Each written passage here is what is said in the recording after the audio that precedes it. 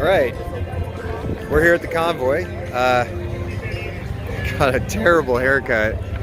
Wasn't my intention to have a butcher job, but you know, we've got some volunteers here that might be able to remedy that for me. I'm gonna turn the camera now on the other people that are here gathering around. What we're here for is to watch Dr. Robert Malone speak.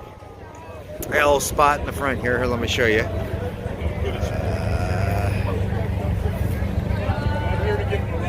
Yeah. All right. So here's some of the media peeps. I got my little chintzy tripod. So yeah, the little underdog with the big boys. I lost it on the flight. If I hadn't told y'all before, there it is again. I flew out to Orange County and interviewed Lou Correa. You can see that on the channel. And I haven't had a chance to review it because I flew in last night and drove back to the Convoy.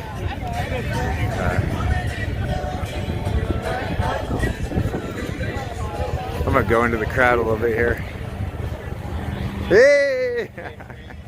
You're live! How y'all doing? Good, how are you? Good, good, good. Excited to be here. Yeah, yeah. Apparently Malone's gonna be speaking. Ramones, the Ramones! Yeah. Yeah, right? Yeah. Yeah. Have you guys, how long have you been with the Convoy? I've been following since Canada. Whoa. I'm just saying, like. You're like. This is the first. So I met up with Rat Rod and Yarberry out in Tomsbrook. We live in Front Royal, and I drove out there one night and met up with them. Yeah. If you know who they are. And yeah, I've been following it on TikTok, but just came out here tonight. Nice. Yeah, it's the first Are time. you local? Front Royal, not too far. Yeah. Good. My name's Lisa. Lisa, I'm Joel. Nice to meet you. Nice to meet you. Yeah. Yeah, I was just out in California. We interviewed a congressman, or it was a panel with some doctors and firemen and stuff. And it was really a pleasure to get someone on the other side of the aisle. He's a Democrat. Absolutely, because you don't hear that. Yeah. You know, Yeah. you don't see that unless it's here. No. You're going to hear it live. Yeah, yeah, exactly. Take it for what it's worth, right? Exactly. That's Yeah. Take it, absorb it. how media once was, you know? Yeah. You get the Yeah. information, then you get to evaluate That's it for right. It's yourself. Not one-sided. Yeah, For sure. it's not just one Yeah. narrative. Absolutely. Absolutely. This is the other narrative. Yeah. And it's stranger than fiction, you know? Yeah. I mean, you know. But people will have to decide for themselves, you know. And either way, whether it's going to come, it's going to be what it'll be. You know what I mean? Like, Yeah. you know. Yeah, the truth is... It always comes out. It always comes out. We've been married for 30-some years, and he tells me that... you know what I mean? Like lies or whatever it is, it'll always come out. That's why it's best to stay honest. Yeah, absolutely. You know, it's like, absolutely. What's the collateral damage? Is it, you know, risk assessment? Well, I'll just be honest. Right. It's easier. It's easier. And then what was that? Truth doesn't mind being questioned, but a lie. What was that one? Truth doesn't mind being questioned, but a lie always will. Yeah. You know what I mean? Yeah, totally. We've all experienced that with people. You live long enough. Yeah, you know? Yeah. Well, it's really good meeting y'all. Nice to meet you. I'm just gonna mosey about and meet different people.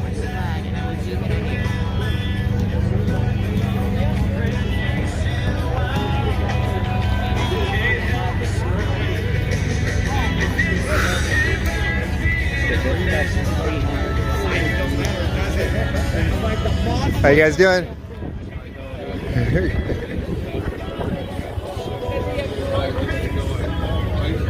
Hey, there's the horn. Hey, and I haven't had an opportunity to let people see you blow it. Okay. This is one of my favorite parts of the Convoy, is hearing the...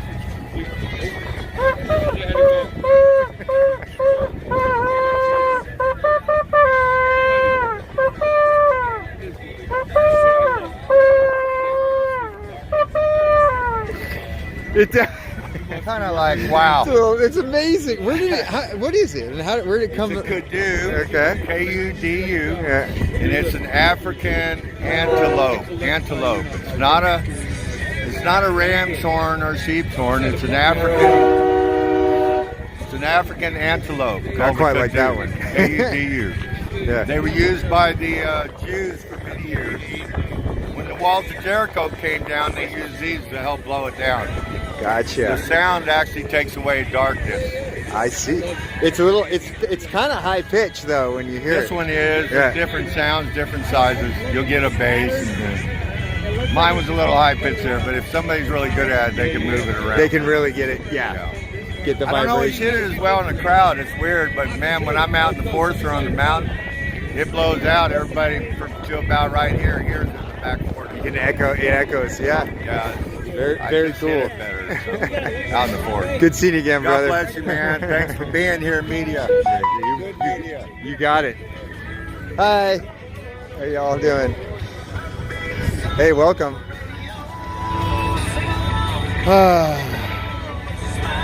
How long you been with the convoy?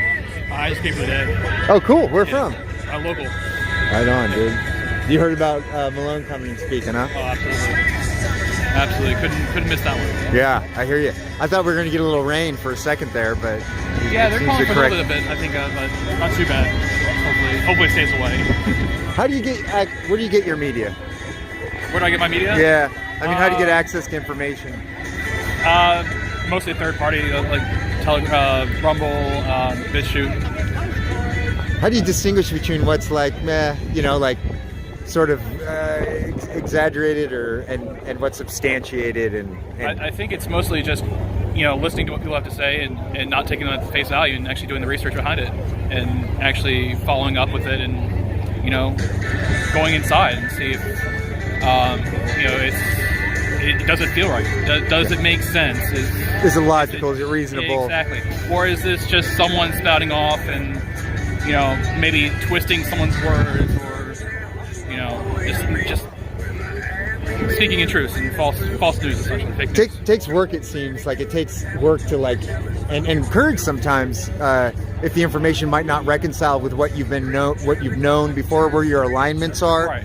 From what political party you're from, but just to really dig deep and do the research necessary. Right. And maybe there's research, maybe there's information out there that doesn't match with what you own, but maybe either you're wrong, you're misinformed or whatever. So it's not just they don't agree with me and then just throw it on the ground, but it's more of listen to what everybody has to say and do the research behind it and figure out what's what and does it make sense? Is it right? Does it feel right? Does it feel morally acceptable?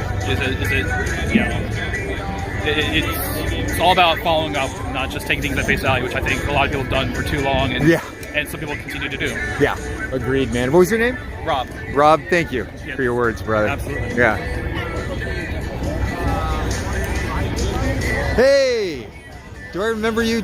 Were you guy who played the flute? Yeah, from Indiana. Oh my gosh, you're still here. Oh, I'm not still here. I went back to work and I came back here. You came back? I told everyone I was going to come back. You have your flute. Yeah. I told everyone I was going to come back at the end of March. Yeah. I remember you talking a little bit about and giving us an example and sort of a background and a history of this instrument, which is a plastic. Do they make it in any of their material but plastic, first of all? So, most recorders today are made of PVC plastic. The recorder, now. that's right. The recorder is an old instrument. Before plastics were available, recorders were made out of wood.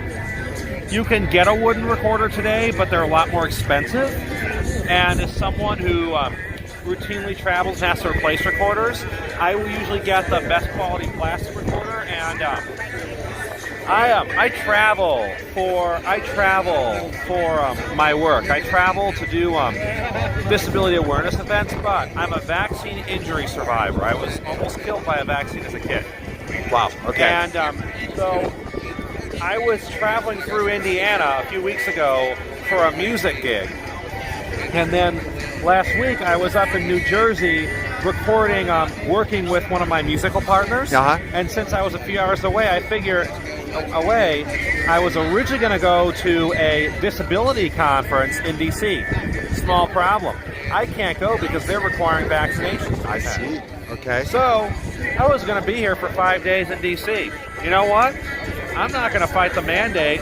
I'm going to come here in a taxi, hitch a ride with the convoy, and possibly help out in the kitchen. I don't need to go to that conference, the disability conference, when I can come here and share my story and teach awareness here. You got it. Yeah. Would you mind playing for us? Sure, yeah. Hopefully the weather will cooperate. Yeah, no, the wind is. Yeah.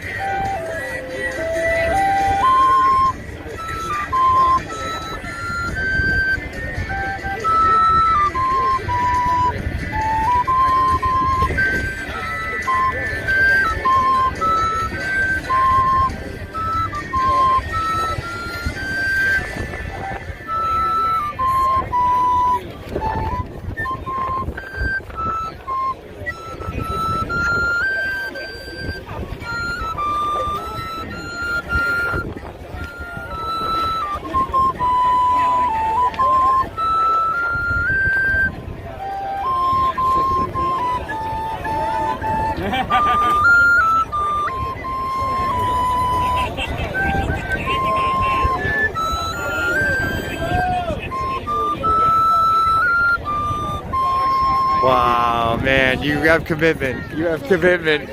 Right through the snowstorm. Like, never mind the snowstorm. I'm going to play my recorder. Oh my gosh, it just started. You know, in high school, I used to charm the tough kids and the bullies with this instrument. I never was the karate kid. You mean like calming the beast? I would calm the beast. I never had to be the karate kid to deal with the bullies. I was the recorder kid. The recorder kid. Yeah. I love that.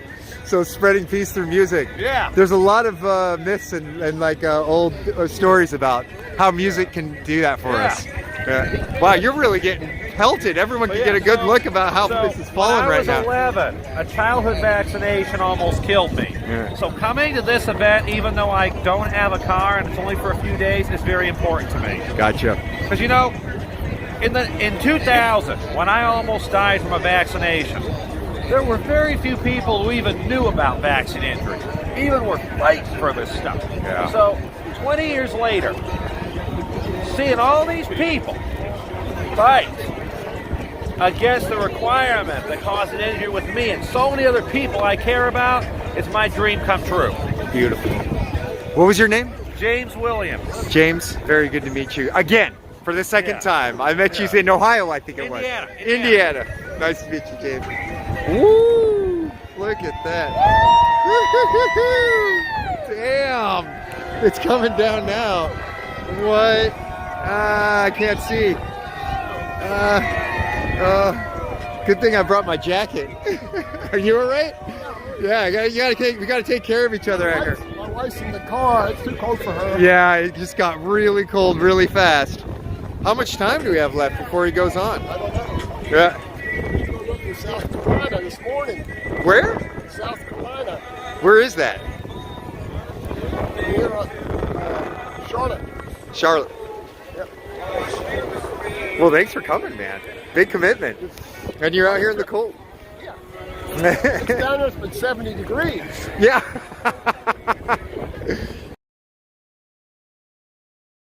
Right? What timing on that? How you guys, you still have your sunglasses on. You're like expecting the sun to be out. Your safety glasses. I love it, man. Smart. Yeah.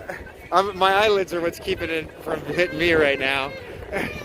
You guys, thanks for coming. It's cold and it's snowing, and what did I get myself into? It's worth it. It's worth yeah, it is worth it. Oh my God. When does this start, by the way? I think it was at 3:30, I believe. 3:30? If I remember from Pilgrim, yeah. Do you know what time it is now? Let me check. Sorry to bother you with all that. That's all right. It was 3:19. As the hail falls on your 3:19, phone yeah. and melts. Okay, we got 10 minutes. I think I can. No, it's more like sleet, I guess. Are you guys local? Technically, I live in Baltimore, so. Okay, cool. Somewhat local. It's like 2 hours. It's like 1.5 hours to get here. I like your jacket. Oh, thanks. Yeah, it's like an Eskimo jacket. Yeah. Comes in handy for, for right now. Yeah, totally. Look at this, man. You can. I knew we'd find someone. Here, We have coats. What's the protocol for this stuff? I don't know. Yeah. An umbrella? I can get an umbrella, but I don't know if it'll work. I have to switch hands like every 2 minutes to keep my hands from freezing. Ugh. I love that guy. Apparently it's an African antelope horn. Yeah. Just go see these guys over here holding the flag.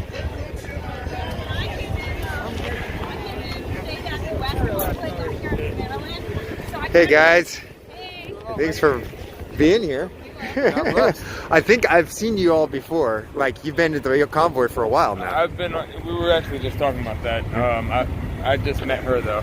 Oh, okay, cool. Yeah. But you always have the flag. I've been on since the 8th. Uh-huh. I ran into the Convoy in Frederick, Yeah. and I had to stop, but I wound up catching up. Now we're caught up to where I was talking about. Right on. I wound up catching up to the Convoy right by the Navy base on the other side of DC, and I joined them there. And I ran into an old guy named Steve, not Steve with the flags there, Yeah. and he told me that they were right here, and I'm like, holy shit, that's right in my backyard. Wow. So, And you didn't know it, like, yeah, it was just providential, yeah. And I wound up pitching up a tent in the back, and I've been here. You're in a tent in this weather? That's some gumption. Gumption is the word. I was in a hotel room the first few days. Yeah. Until I decided like this was a place I can actually back. Yeah. This was a full, like I only took me 3 days to realize that I can fully back this movement. Gotcha.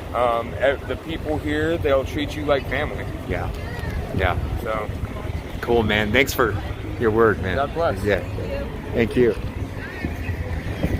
All right. Whew.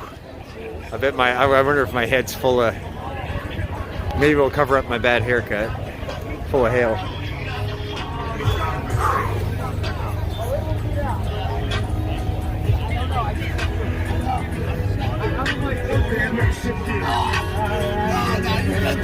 Here's the media guys. All the media guys. Oreo Express here. Yes, sir. Yeah. How you doing? Good, man. Enjoying some weather. Yeah, you're right. Now the sun will be out in like 5 minutes. It's just, the weather here is just as bipolar as Kamala Harris. Is your equipment going to be all right out? Yeah. I got my experience stuff out. I look at my jacket. How you doing, man? Good. Good to see you again. How you been? Okay. Yeah. I went to California to interview Lou Correa with Mike Landis. Nice. It was pretty cool, dude. Was it? Yeah. Nice. It's on my channel, Okay. Reset Media. Reset Media. But it went really well. He embarked upon us outside because one of the firemen we invited didn't want to wear a mask in the building. Yeah. So he sprung on me hard, dude. I didn't have the right, wind equipment and the freeways, but it worked. We got it. Yeah. It got recorded. Nice. Yeah. This is all janky here. I know. Okay.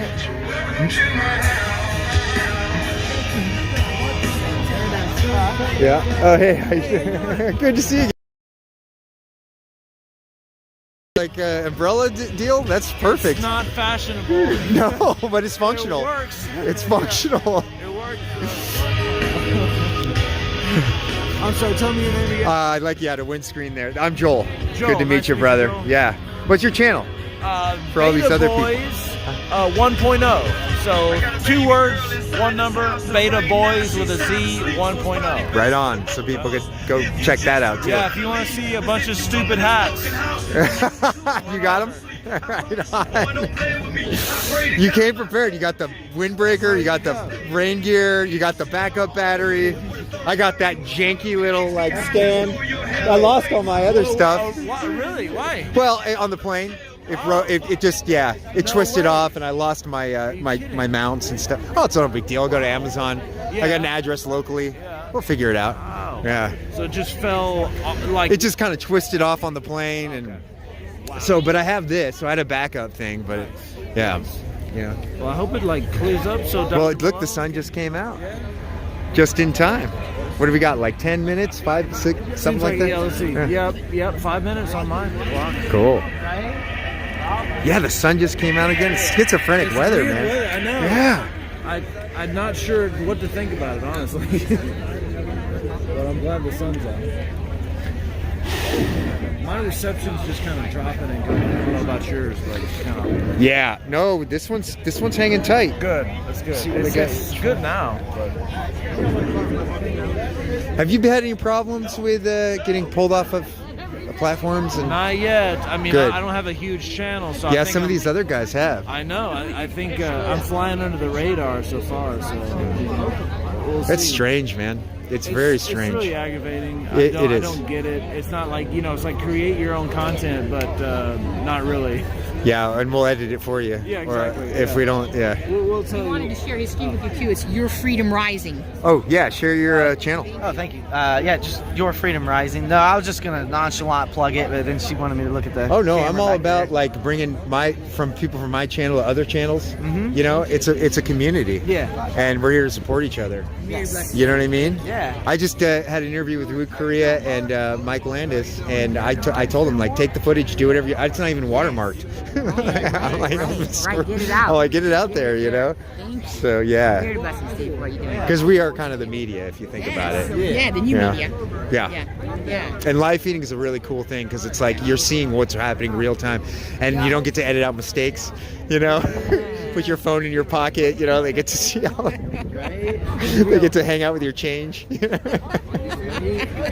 the best, man. Yeah. Change. Change, yeah. Yeah, it's gonna be cool to see Malone up here. Yeah, I'm excited. Yeah, here comes the sun. Well, a lot more people. Yeah, thanks guys. This is awesome. You know what's gonna happen next? Do you have any idea?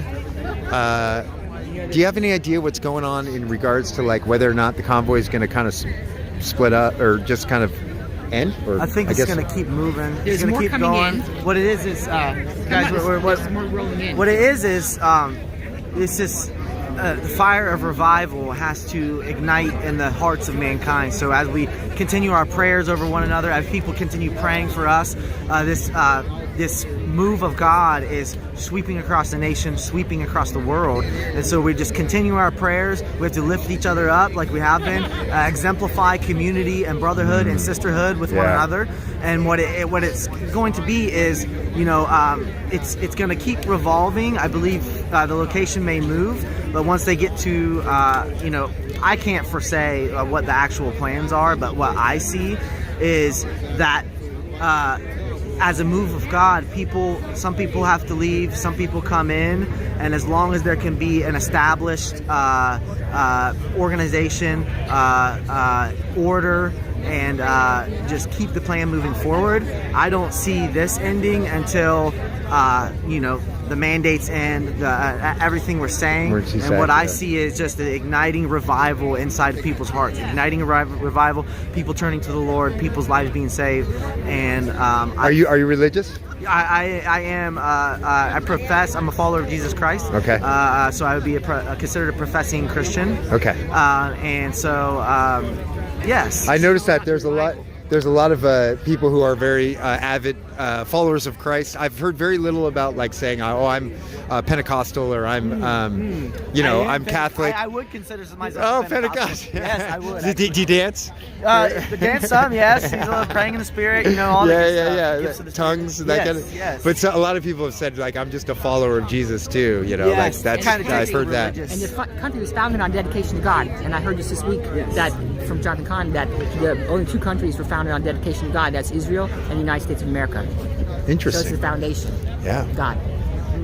Well, thanks guys for your words. Yeah. And I did hear about the question you said. I did hear that 40 more trucks are coming in. Okay. And so that's happening on Waves, and that they have to move from this location on Thursday. Okay. We don't know where they're going to be yet, but they will be moving, and more trucks are coming and joining in. Okay, cool. Yes. Thank you so much. Thank Yeah. All right, I gotta set up my camera, so you guys are gonna have to go in my pocket. I'm gonna put them all in my pocket. Yeah, they'll be fine there. They'll be cozy. It's at least warm in there. You know, you guys can be warm in my pocket. like, you keep yelling at me about censoring, screw it, let's do it. So we're going to give them what they want today, and then they'll understand why they can't go back and watch the video tomorrow. Alice, how are you doing? I think you're doing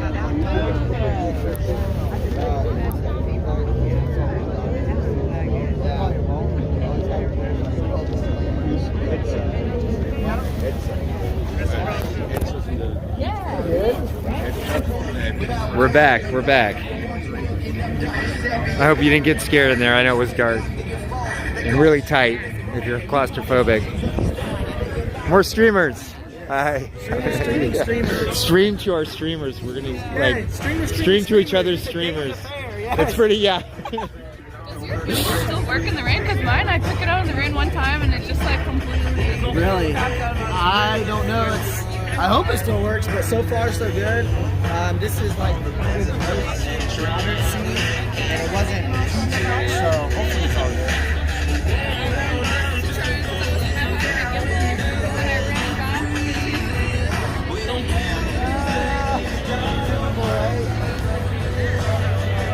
A lot more people here today to see Malone. It grows. It's like a harm. It's like a. Mind if I kind of just plug that? Okay. So my faith is your freedom rising. So we're just doing prayer warriors to pray for and pray for the convoy. So yes, that's our mission. Do it for Christ. Do it for. How you doing? Okay. I think I've seen you before. I've been 3 times now. Yeah. Coming in and out, in and out. Yeah. Are you local? No. Oh, you're not. Oh, if you stay away. Right. Oh, do you stay for a while when you come?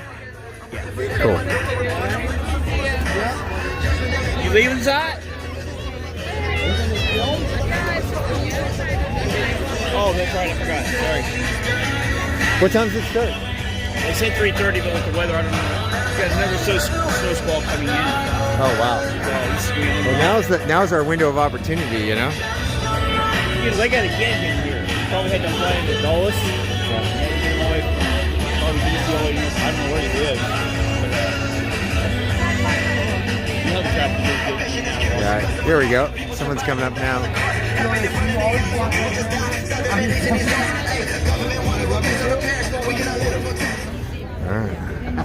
Hey, I got your facial expressions when that snow was coming down and you weren't too happy. I'm using Wi-Fi. Is it working? Good afternoon, everybody. Which Wi-Fi? Hey. What a crowd. It'll be about 15 minutes yet before we get started. There's still people coming in, so we'll see you in about 15 minutes. Thank you. So 15 minutes, guys. Give a shirt out. Look at this crowd showing up here, guys. What's your channel? Oreo Express. Thank you, Hundred. Are you Oreo? Yes. How you doing? So much. You guys, you know it's really good? TV, Fry TV, which you guys all love. Yes. And it gives, I'm going to tell you, it's great because now we know all of you. You guys are the media for us. Right on. Thank you. Who did you say? Oh, I'm Reset Media. I said Fry TV puts Yeah. all the live streamers up together. Oh, right on. I gotta get on it. No. You gotta get on it. Yeah. So how does he get on it? What you do is, if you've got another phone or something, pull up Fry TV, see who's on and where they're at, and just go plug. Be like, Fry, dude, help a brother out. Right on. And like you will he'll pour into you, man. That's so cool. We're listening. We get to listen to like 6, 7, 10 live streamers during the convoys and everything. It was really genius. I love it that he did it. It's a great idea. It's a great idea. Yeah. And he takes no money. He wants it given to the live streamers. Wow. And what he does is, what's it called when he goes, let's jump a channel? Get fried. Let's get fried. He goes, let's get fried. And he'll just, one guy, he got him 1,000, because you have to get 1,000 followers on YouTube before they, acknowledge you or something? Yeah. I don't know. So, Yeah, you need 1,000 subscribers. you know what? We are the news. The people are the news. Mainstream media shows nothing. I'm from upstate New York, Long Island, Laos. They had like 11,000-mile convoy in New York City. You didn't see any of it. I didn't know even that happened. Oh my God, it was huge. Trucks, all four-wheelers, flags and everything. No media. Unbelievable. It's awesome. It's just unbelievable how it's censored. And for the people that walk around, the Karens that walk around woke, they don't see it. You don't see it. They don't know what's So I happening. guess you got to wake them up to. You got to wake them up to get on Rumble, try it. Get on Getter. Just try different platforms. Yes. Right. Thank you. And they're big.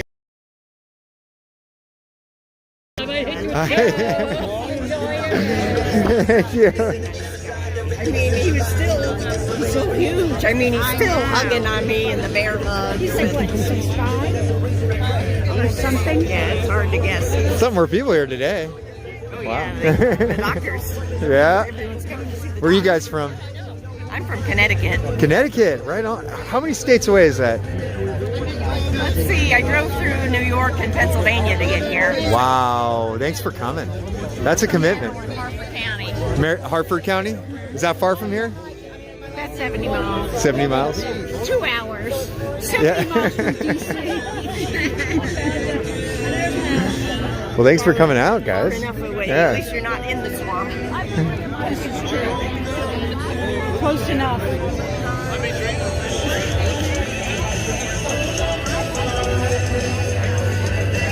Love and peace. Thank you for being here. Love and peace.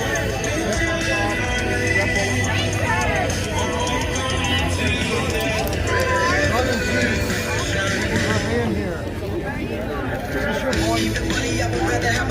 Oh, he's amazing. He's a little freak. He was calling a lady the other day. He was speaking a word, just like a little freak, just like a little gemstone. You did a good job. Love and peace. Hey, guys. Welcome. Oh, my cord's getting caught up there. Where you all from? A big pool, actually. Right on. Cool. Did you drive out today for this, huh? Right. Cool. You in the area? Yeah, I've been with the Convoy since California. Is that right? Yeah. Yeah, they're doing media, recording, and like, then I got involved in organizing a panel with a Democratic congressperson. Okay. So I flew out to California 2 days ago. How did the meeting go? Really well. I mean, he was diplomatic. He was careful to not alienate his constituency, but he was open to listening. And we went 20 minutes into his next meeting. So that was good. Yeah. Hopefully there's more, you know? Yeah, hopefully, yeah. I mean, it's a little troublesome that just basic information isn't being like mulched out and like turned amongst the public psyche, you know? Like we need to all be able to have access to information, you know? Some of it they can label a certain way, and then it doesn't get. Mainstream media is good at doing that. Yeah, instead of just taking an objective approach and looking into it. Well, they have an agenda. Yeah. Until there's an effect made, then they're not going to respond. Yeah. Are you trying to get through? Well, thanks for coming, guys. It's really good to see you here. Thanks for sticking it out. Yeah. As you can tell, sometimes the weather doesn't go our way, you know, but I think there's more coming. put our heads down and this too shall pass, right? Oh, yeah. Nice meeting you. Nice meeting you too. How are you doing? Good. How are you guys doing? How you doing? I'm great. I'm great. You look warm enough. You're prepared. You've got 3 flags. You just want to make sure that you get all the patriotism, all of it. One's okay, but 3? Yeah. Well, actually, she's holding one of my. Actually, I had the little one, and then someone gave us these. Yeah. Right on. How are you all from? Actually, we live here in Hagerstown. Oh, wow. Okay, We have cool. all this history here and not be here, right? Yeah, yeah. I don't know much about Hagerstown, but Where are you from? California. Wow. What part? It's Mount Shasta. So, yeah.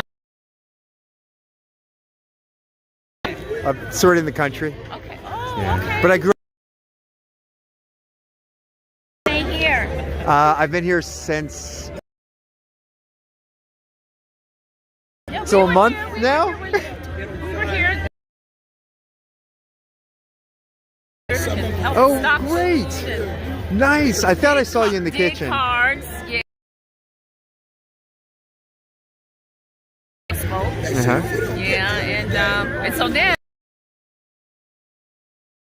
definitely Yeah. gotta go see him. Pretty exciting. I know. That is. That's great. It's a rare treat to have Malone come out. That's really good. Is the kitchen still running? I got to see. You know, it was over there when we were here. I think they had a So I'm tent not- now. Yeah. I'm not sure. I think so. I think they're just using the pen.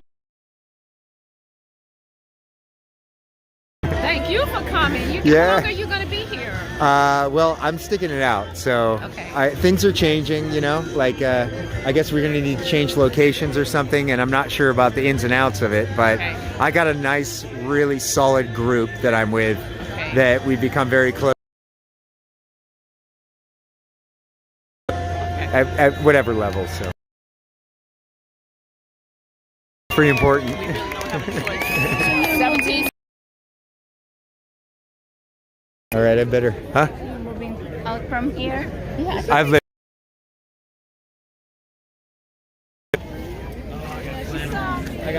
No pass. Camera. Excuse me, guys. Sorry. Excuse me. Where are you? Excuse me.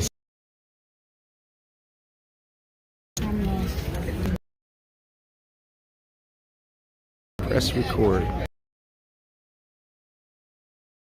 Just let me know if I'm in your way, I'll move.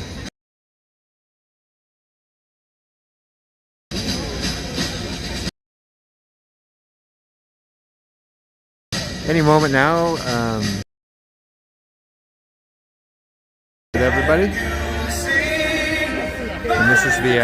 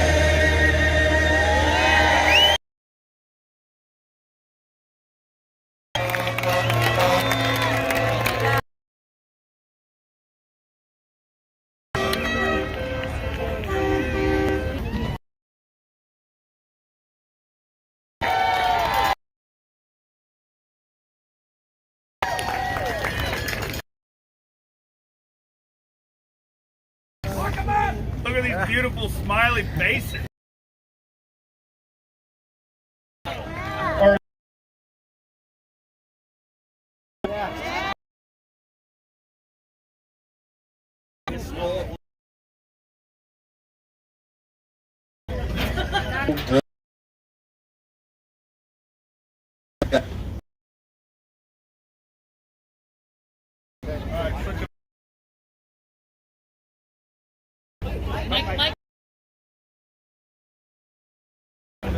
Switch.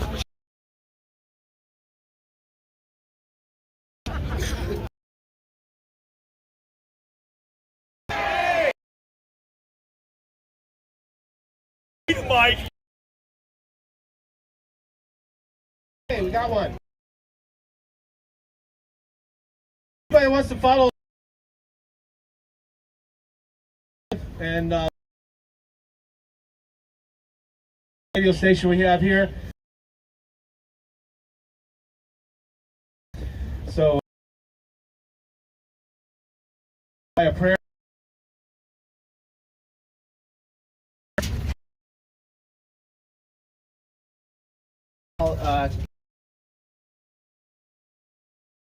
God, we just come, God, for that you're blessed, God, to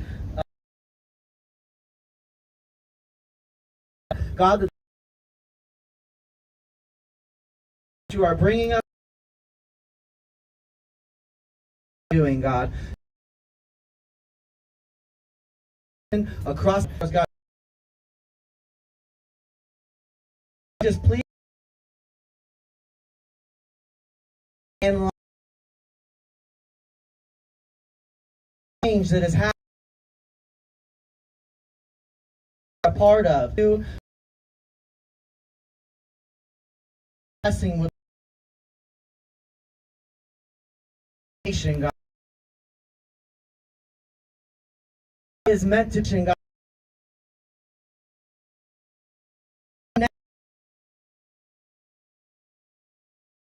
You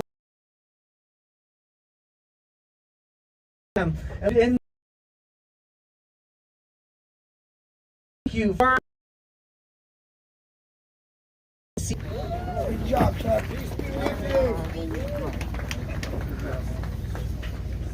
I know we just heard it, but let's sing it again. Let's just all sing it here, the national anthem.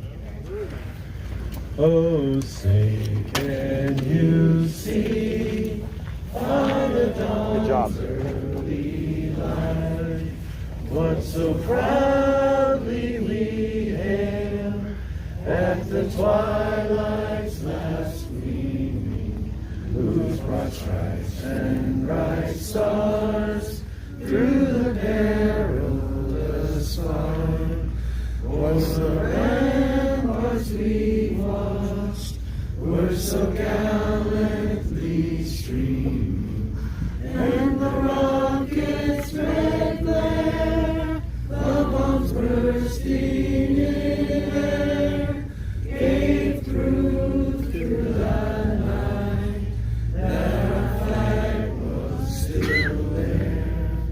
Oh, say does that star-spangled banner yet wave o'er the land of the free and the home of the brave?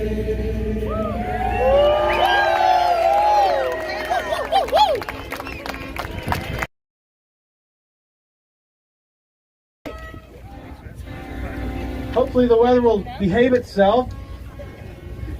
First up is Brian Brazzi, co-organizer of the People's Convoy.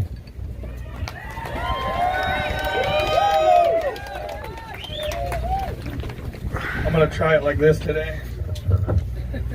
Hello, my name is Brian Brazzi. You know me better than that. I'm a walker. I like that. I like to be able to move around and walk around. You know why? Because I like to be free! I like to be free. I like it so much so I'm going to stand here and talk about it in the rain. I don't need nothing. I'm all right. I can do this. No, I can't. I'm cold. Goodbye. Just kidding.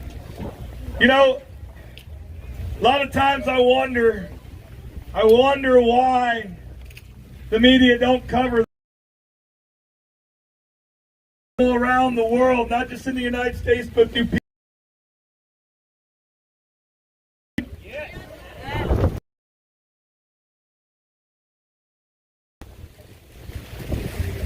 But then I don't know if he's a live streamer or just a... I met with him earlier today, And he told me about all the comments, how far the reach is, and how many people are paying attention. I am amazed that even without the mainstream media, we have been able to have our voice heard. That the people,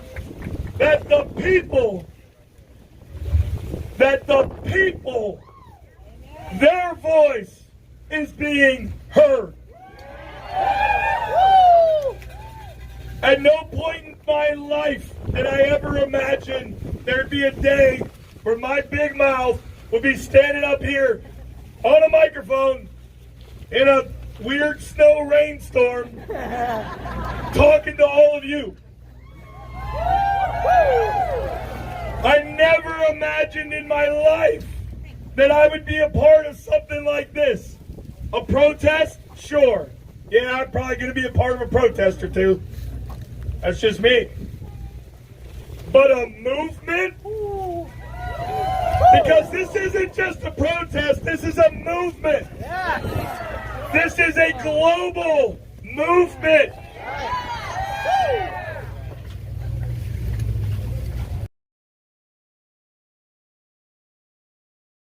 Videos, pictures, or messages from people around the world that are gearing up their country to do the same thing we are.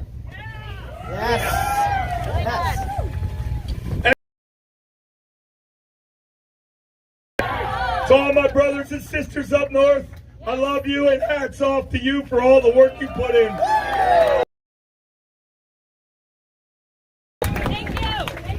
But to my brothers and sisters up north,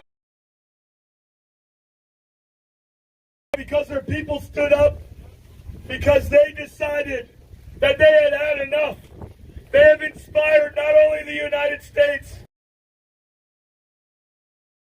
their mind, their governments,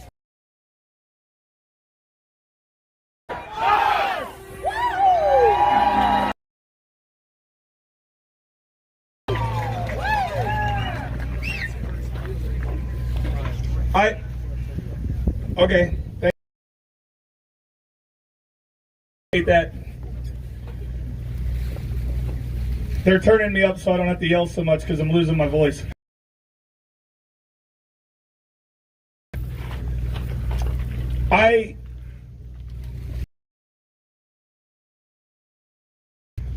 To see my daughters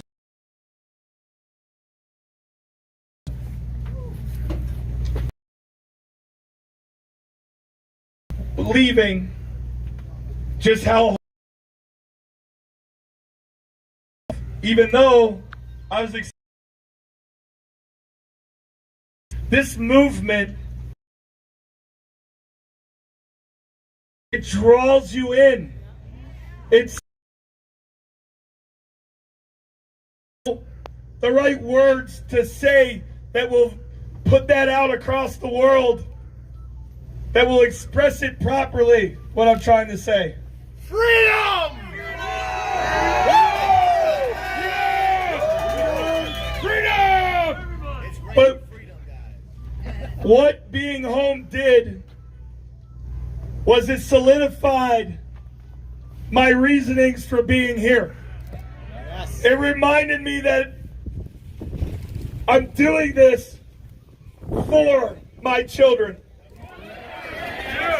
That we are doing it for our children, for our grandchildren, and for some of you here, by the looks of it, your great-grandchildren.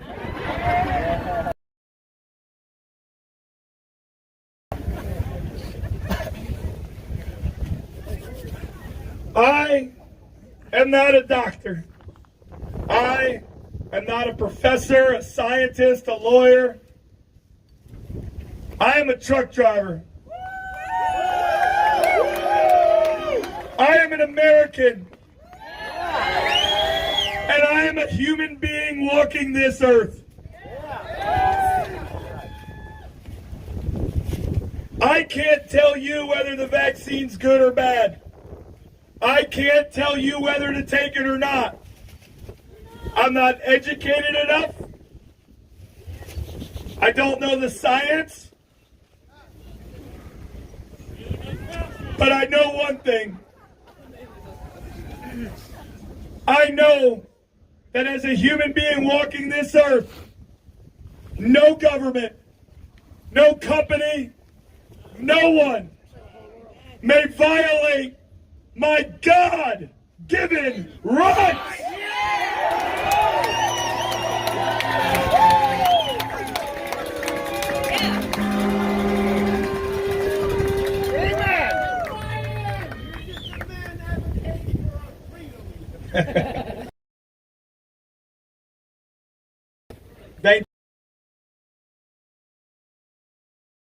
Thank you to every person that came in a car, a motorcycle, a motorhome, a camper, a fifth wheel. I don't know all the terminology. So successful moving across the country from Adelanto, California to Hagerstown, Maryland.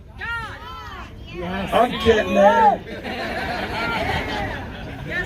I have no explanation for why everything has worked.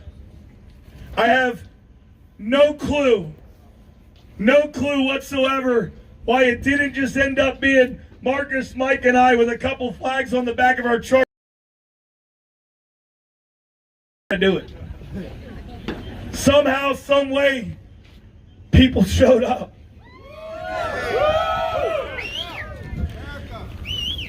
Throughout my life, I have struggled with my relationship with God multiple times for multiple reasons. Whether that was losing my grandfather, who was being raised by my grandfather was that father figure during those times.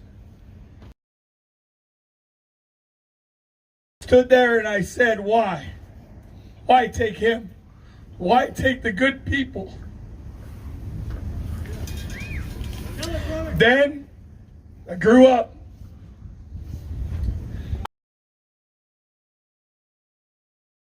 I made really bad decisions. And I struggled yet again with my relationship with God because of that. Because I wouldn't take, honestly, I was young and dumb. And I wouldn't take responsibility for my own actions at the time. So what did I do? I blamed God. Grow up again. Have children. Become a father. Become a man. Things go good. Thank you, God. The relationship isn't so strained. During those times, I have believed and I have not believed. I've been on both ends of it. Then I lost my son. And once again,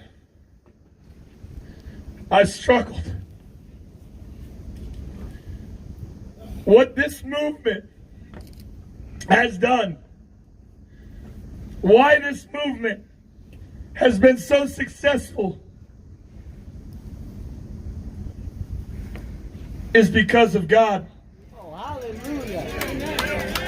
Woo!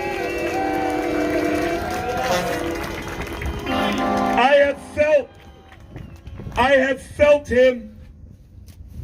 I have felt my grandfather. I have felt my son here with me through this. So when I say I have no explanation, because I can't put it in words, the feeling, I can't say it right. I can't express it right.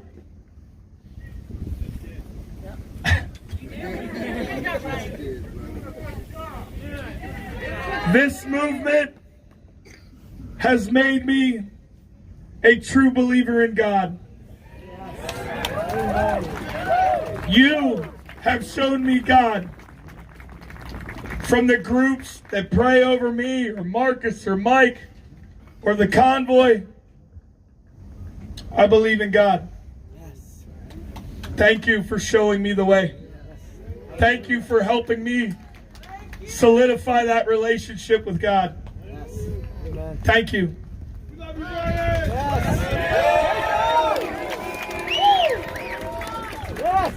I'm going to wrap it up here, but I'm going to end with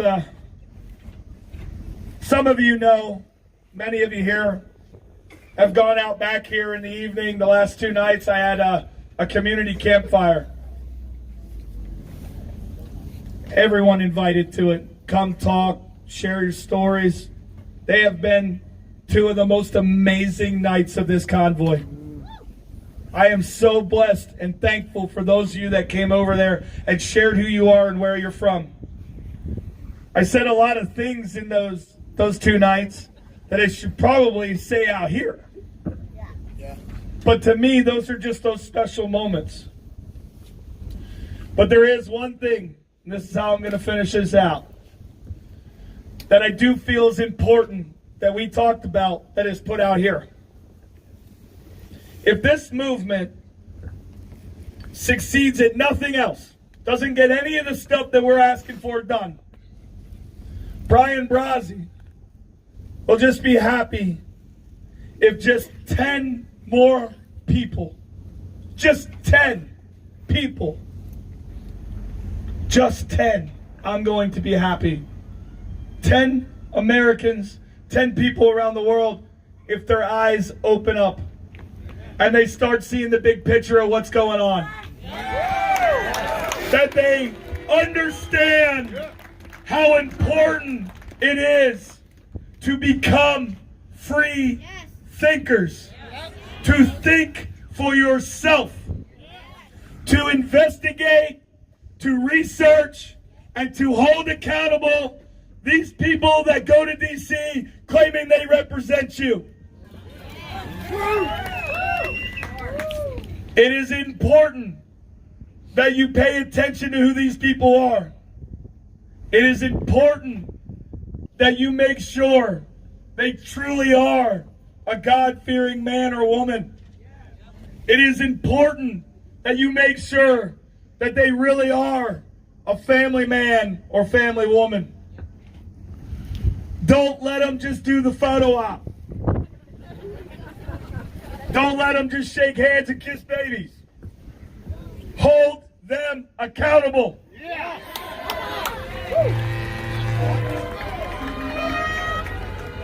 I will be happy if just 10 more people do that very thing.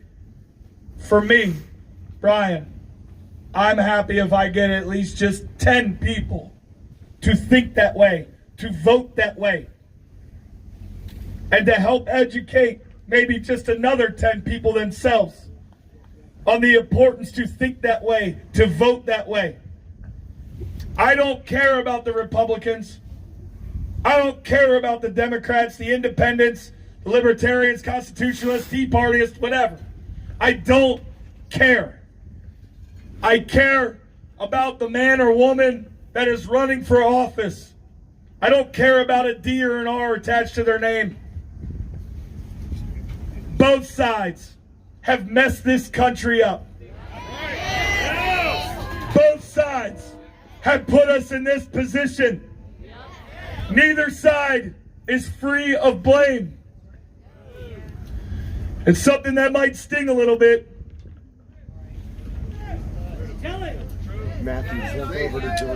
We, in this very crowd, and those at home, we allowed it to happen. We did it to ourselves. It is your fault. It is my fault. It is this country's fault. God never gives up on us, though. Woo! Amen. No more. No more. No. Just one term. It is very important that you look into voting records, and if they don't match or don't represent their district, the majority of their constituents this November, Republican or Democrat, vote them out.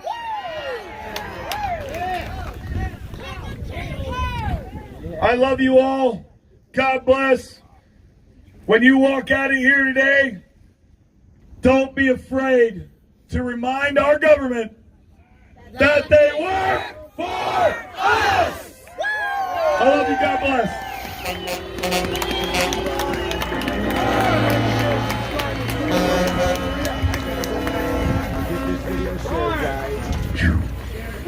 5 minutes, Brian.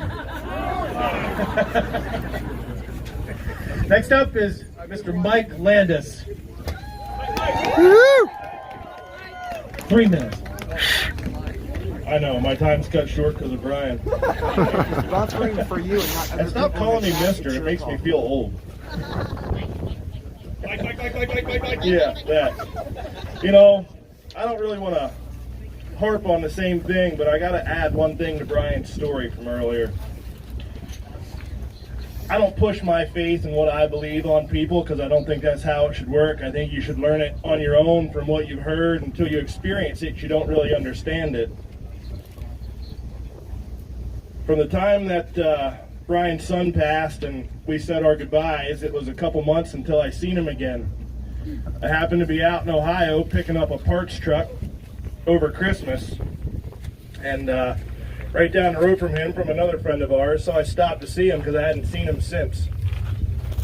And we were talking, obviously, about what happened, and he told me that he feels lost without Dom. And I looked at him and I said, but he's watching over you, he's here. And he looked at me and he said, I don't believe in that, man. I don't know if that's actually true or not. And I said, well, I believe that it is. I said, and one of these days, you'll have an experience that you realize it too. So, not that long ago, we were here, and he expressed to me that he understood what I meant, and that he now believes in God, like he said up here on the stage. All I did was look at him and smile. And said, told you so. I've seen that same story play out numerous times throughout this whole convoy.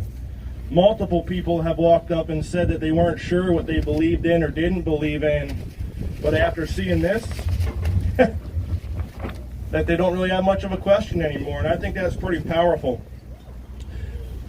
You know, in trucking, we have a lot of different terminology for the types of trucks that we drive. Right? Curb sniffers, anteaters, long hoods. Most of the guys that drive a hood, as we say, don't like the curb sniffers because they're plastic fantastics, they call them, and they don't look like a truck. But as I look out across this parking lot, I see just about every type of truck made. And as I look out across this crowd, I see just about every type of person that's made. And that is a very powerful statement where I come from, especially with the great publicity the media has been giving us lately. Hey, they say any publicity is good publicity, but, you know, hey, whatever. So, you know, this whole movement has been extremely moving. What comes out of it, we don't know. That's not for us to know yet. That's in the future. But we were looking back on a video that was put out earlier today, and it showed scenes of us coming across the country, and I couldn't help but start tearing up a little bit because I kind of forgot what it was like to see all those people and those flags waving at the bridges and the exits and everything. And it kind of reminded me why we're doing this, because I know a lot of people have felt stagnant lately. I've seen it in people here. I've seen it in comments on social media.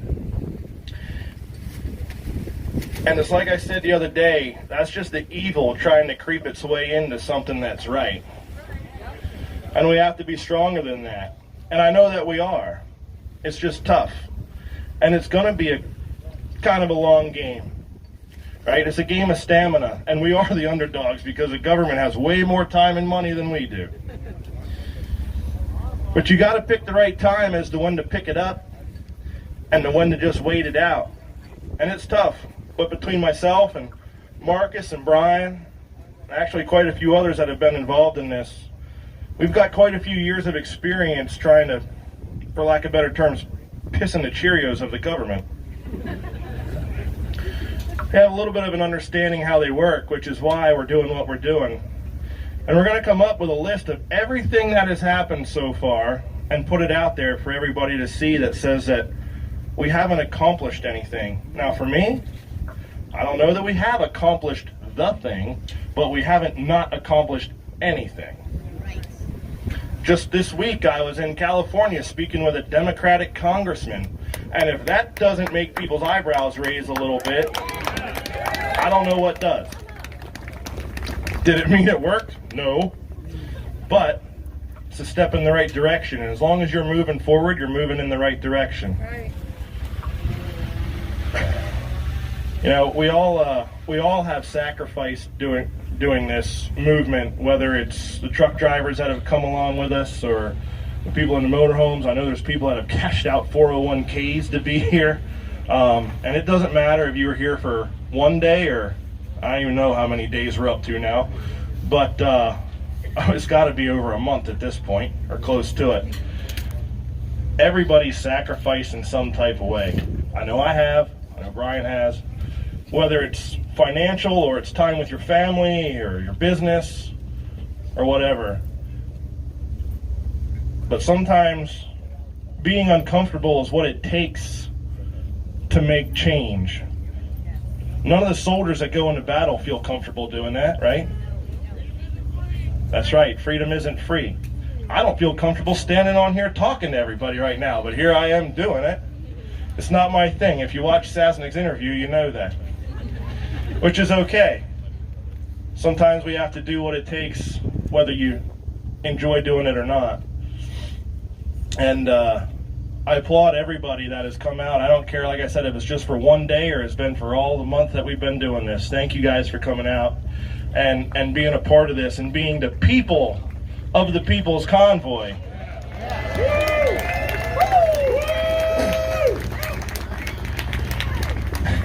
There's actually quite a few reminders on this stage of what this was about. That Freedom Riders flag over there was given to us in Elk City, Oklahoma by some Canadians that came down from up there. They ran one of those to Ottawa and they wanted us to run one too. This banner right here actually came from a bridge across I-40 that's signed by everybody that was on the bridge on the back side of it. And we finally got to display it. Flag back there was given to us by one of our security guards when he came up with us and asked if we could fly it. The one on the front of the trailer comes from Idaho. There's reminders all over it here of that this is for the people and it's by the people. And that no matter what anybody says, no matter how wrong people may think we are, or that it's just about masks and they think we're crazy for driving around because of it, which is, you know, the typical news lately, that it doesn't matter because we know what we're doing here and we know what's right and what's wrong. And we know that there are people that have lost everything, lives, businesses, houses, due to how the people that supposedly represent us have handled this whole situation over the last few years and even beyond that. The big reminder here is that flag right there on that big old pole that was made out in Missouri. That flag draped the casket of a World War II vet that got killed in action in Germany. It was given to us by his grandson, whose mom, the daughter of that man, said that this is the first thing since he died that reminded her of freedom and that it needed to ride behind the lead truck until this was over. Just like Johnny Cash said, it's a little ragged. It's got a few miles on it, but we love that ragged old flag.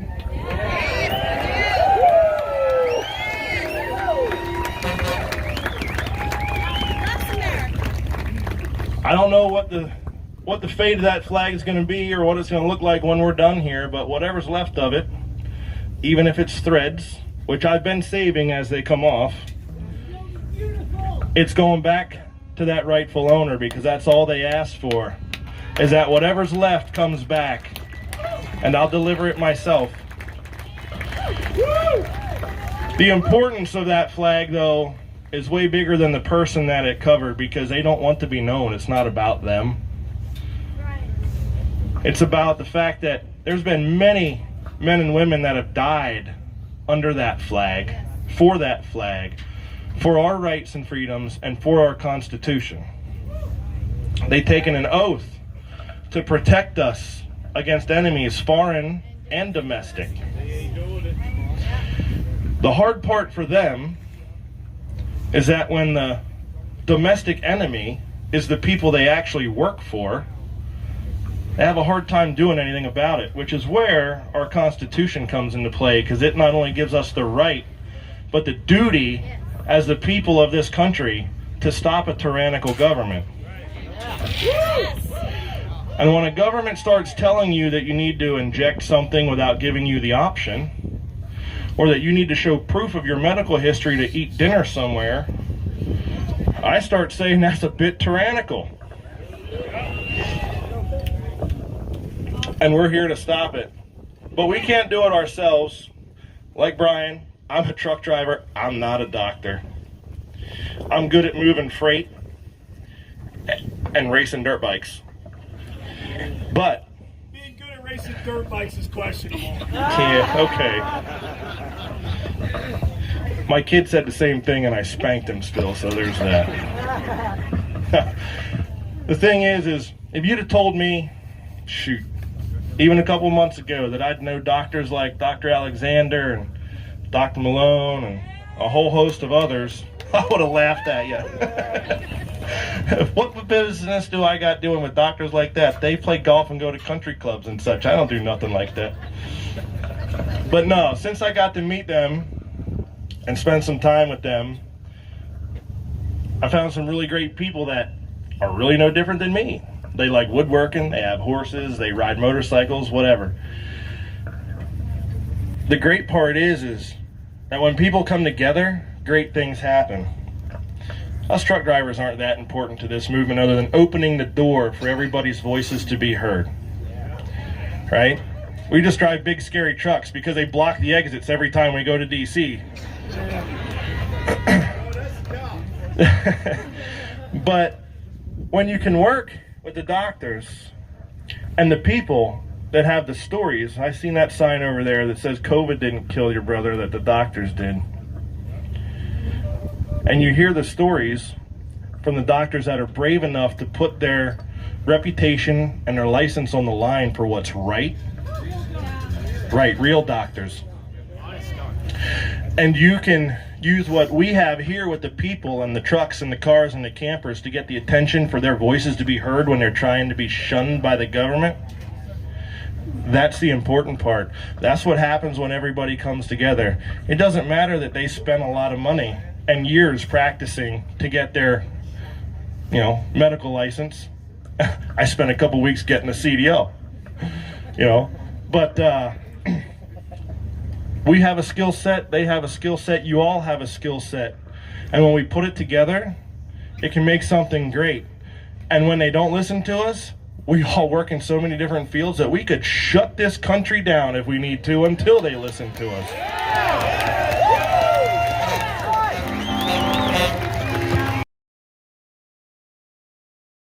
Because it's about time to pull that trigger here shortly, just so you all know.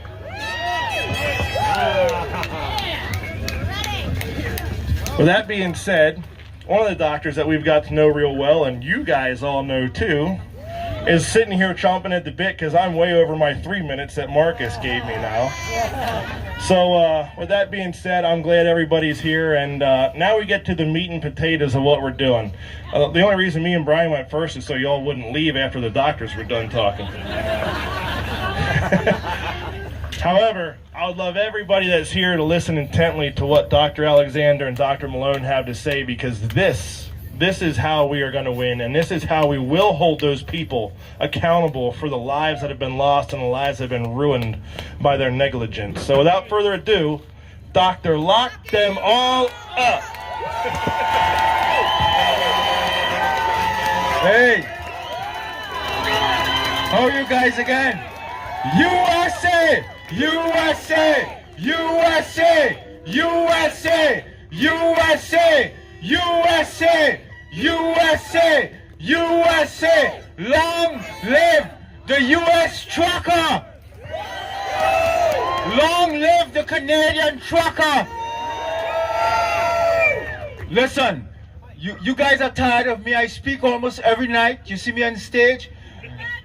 The person we came to see is Dr. Robert Malone.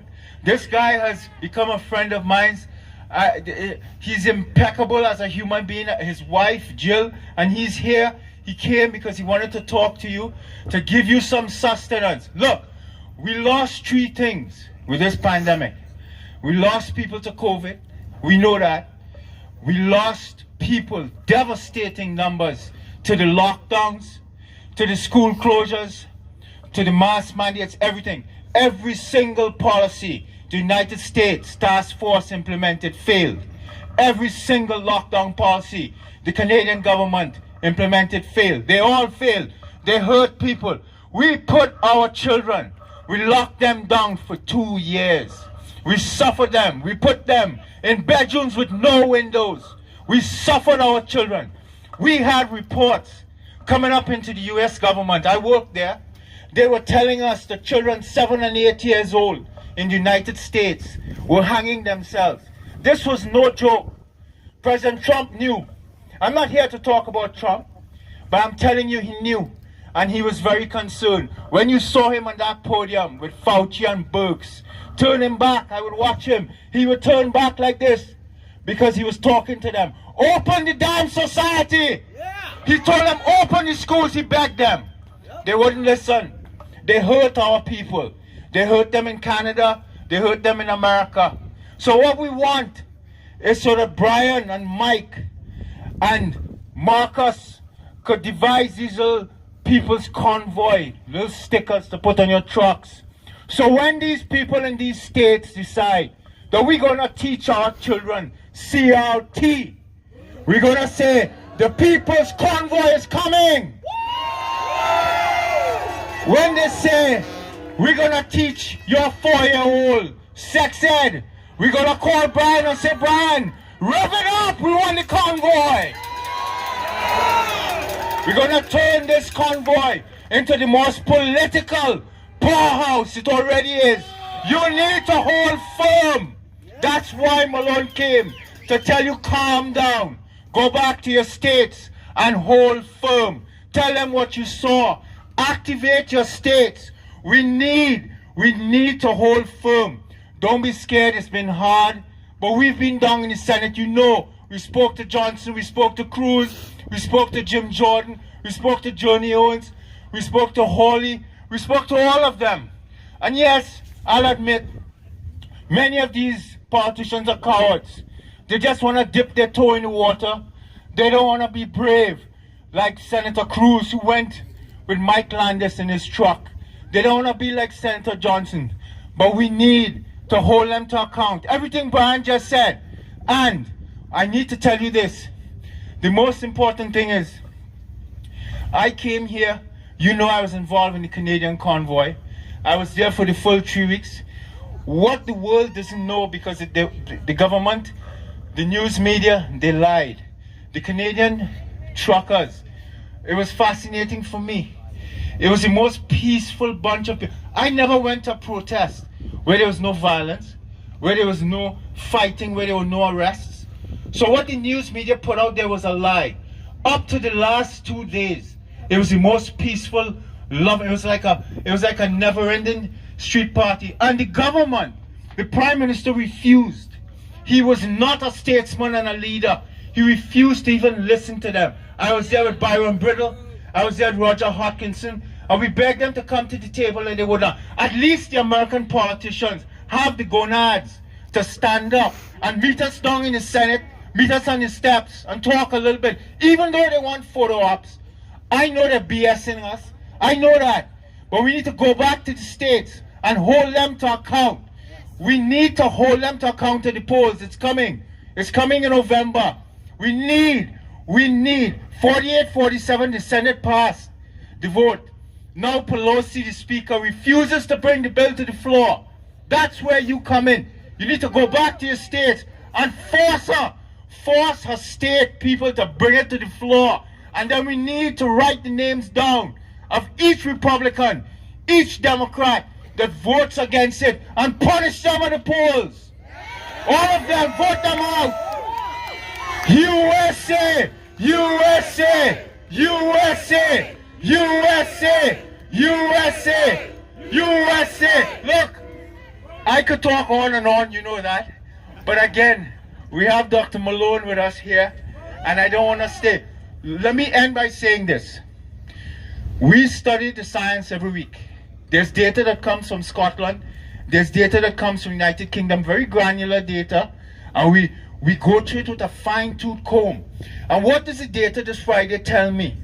I looked at it, I talked to Dr. Harvey Risch, we talked to McCullough, we sit down and we talk.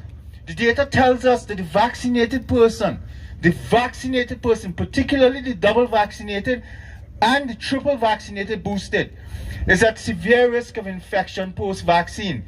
And when you look deep into the data, what you are seeing is that the persons by the third shot at 50 years and over, catastrophic infection levels, and now those people are ending up in the hospital and they're at higher risk of death. This is not a joke. These vaccines have not worked. They're ineffective now in the Omicron and the new Omicron BA2 subvariant. We need to understand the vaccines are not safe. Under no condition. There is no Fauci, Walensky, no one. Nobody in the Biden administration, no one in the Trump administration, no one. Francis Collins, we hold to account. Francis Collins from NIH is number one. We want him sitting sometime to explain what did they do here.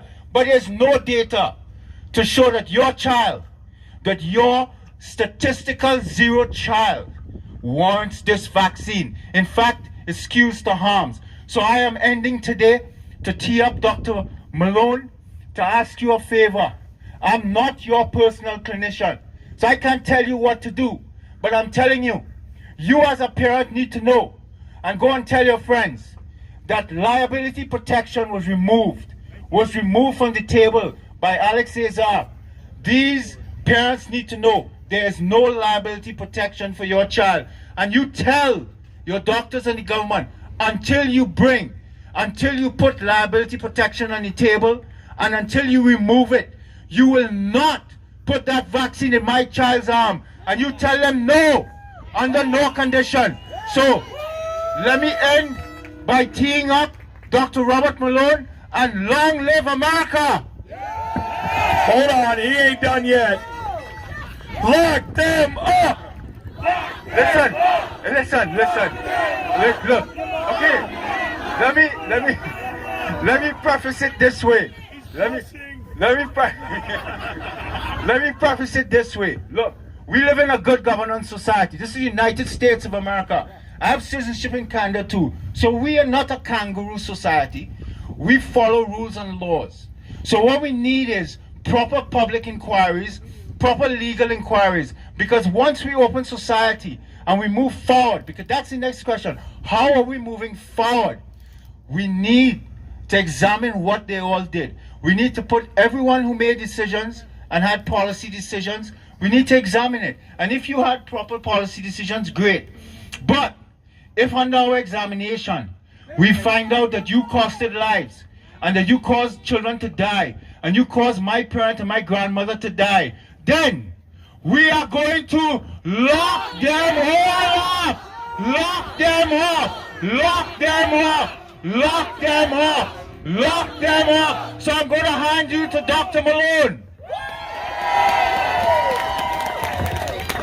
Arrest Bill Gates! Arrest Dr. Fauci! Bill Gates made the virus! Arrest Dr. Fauci!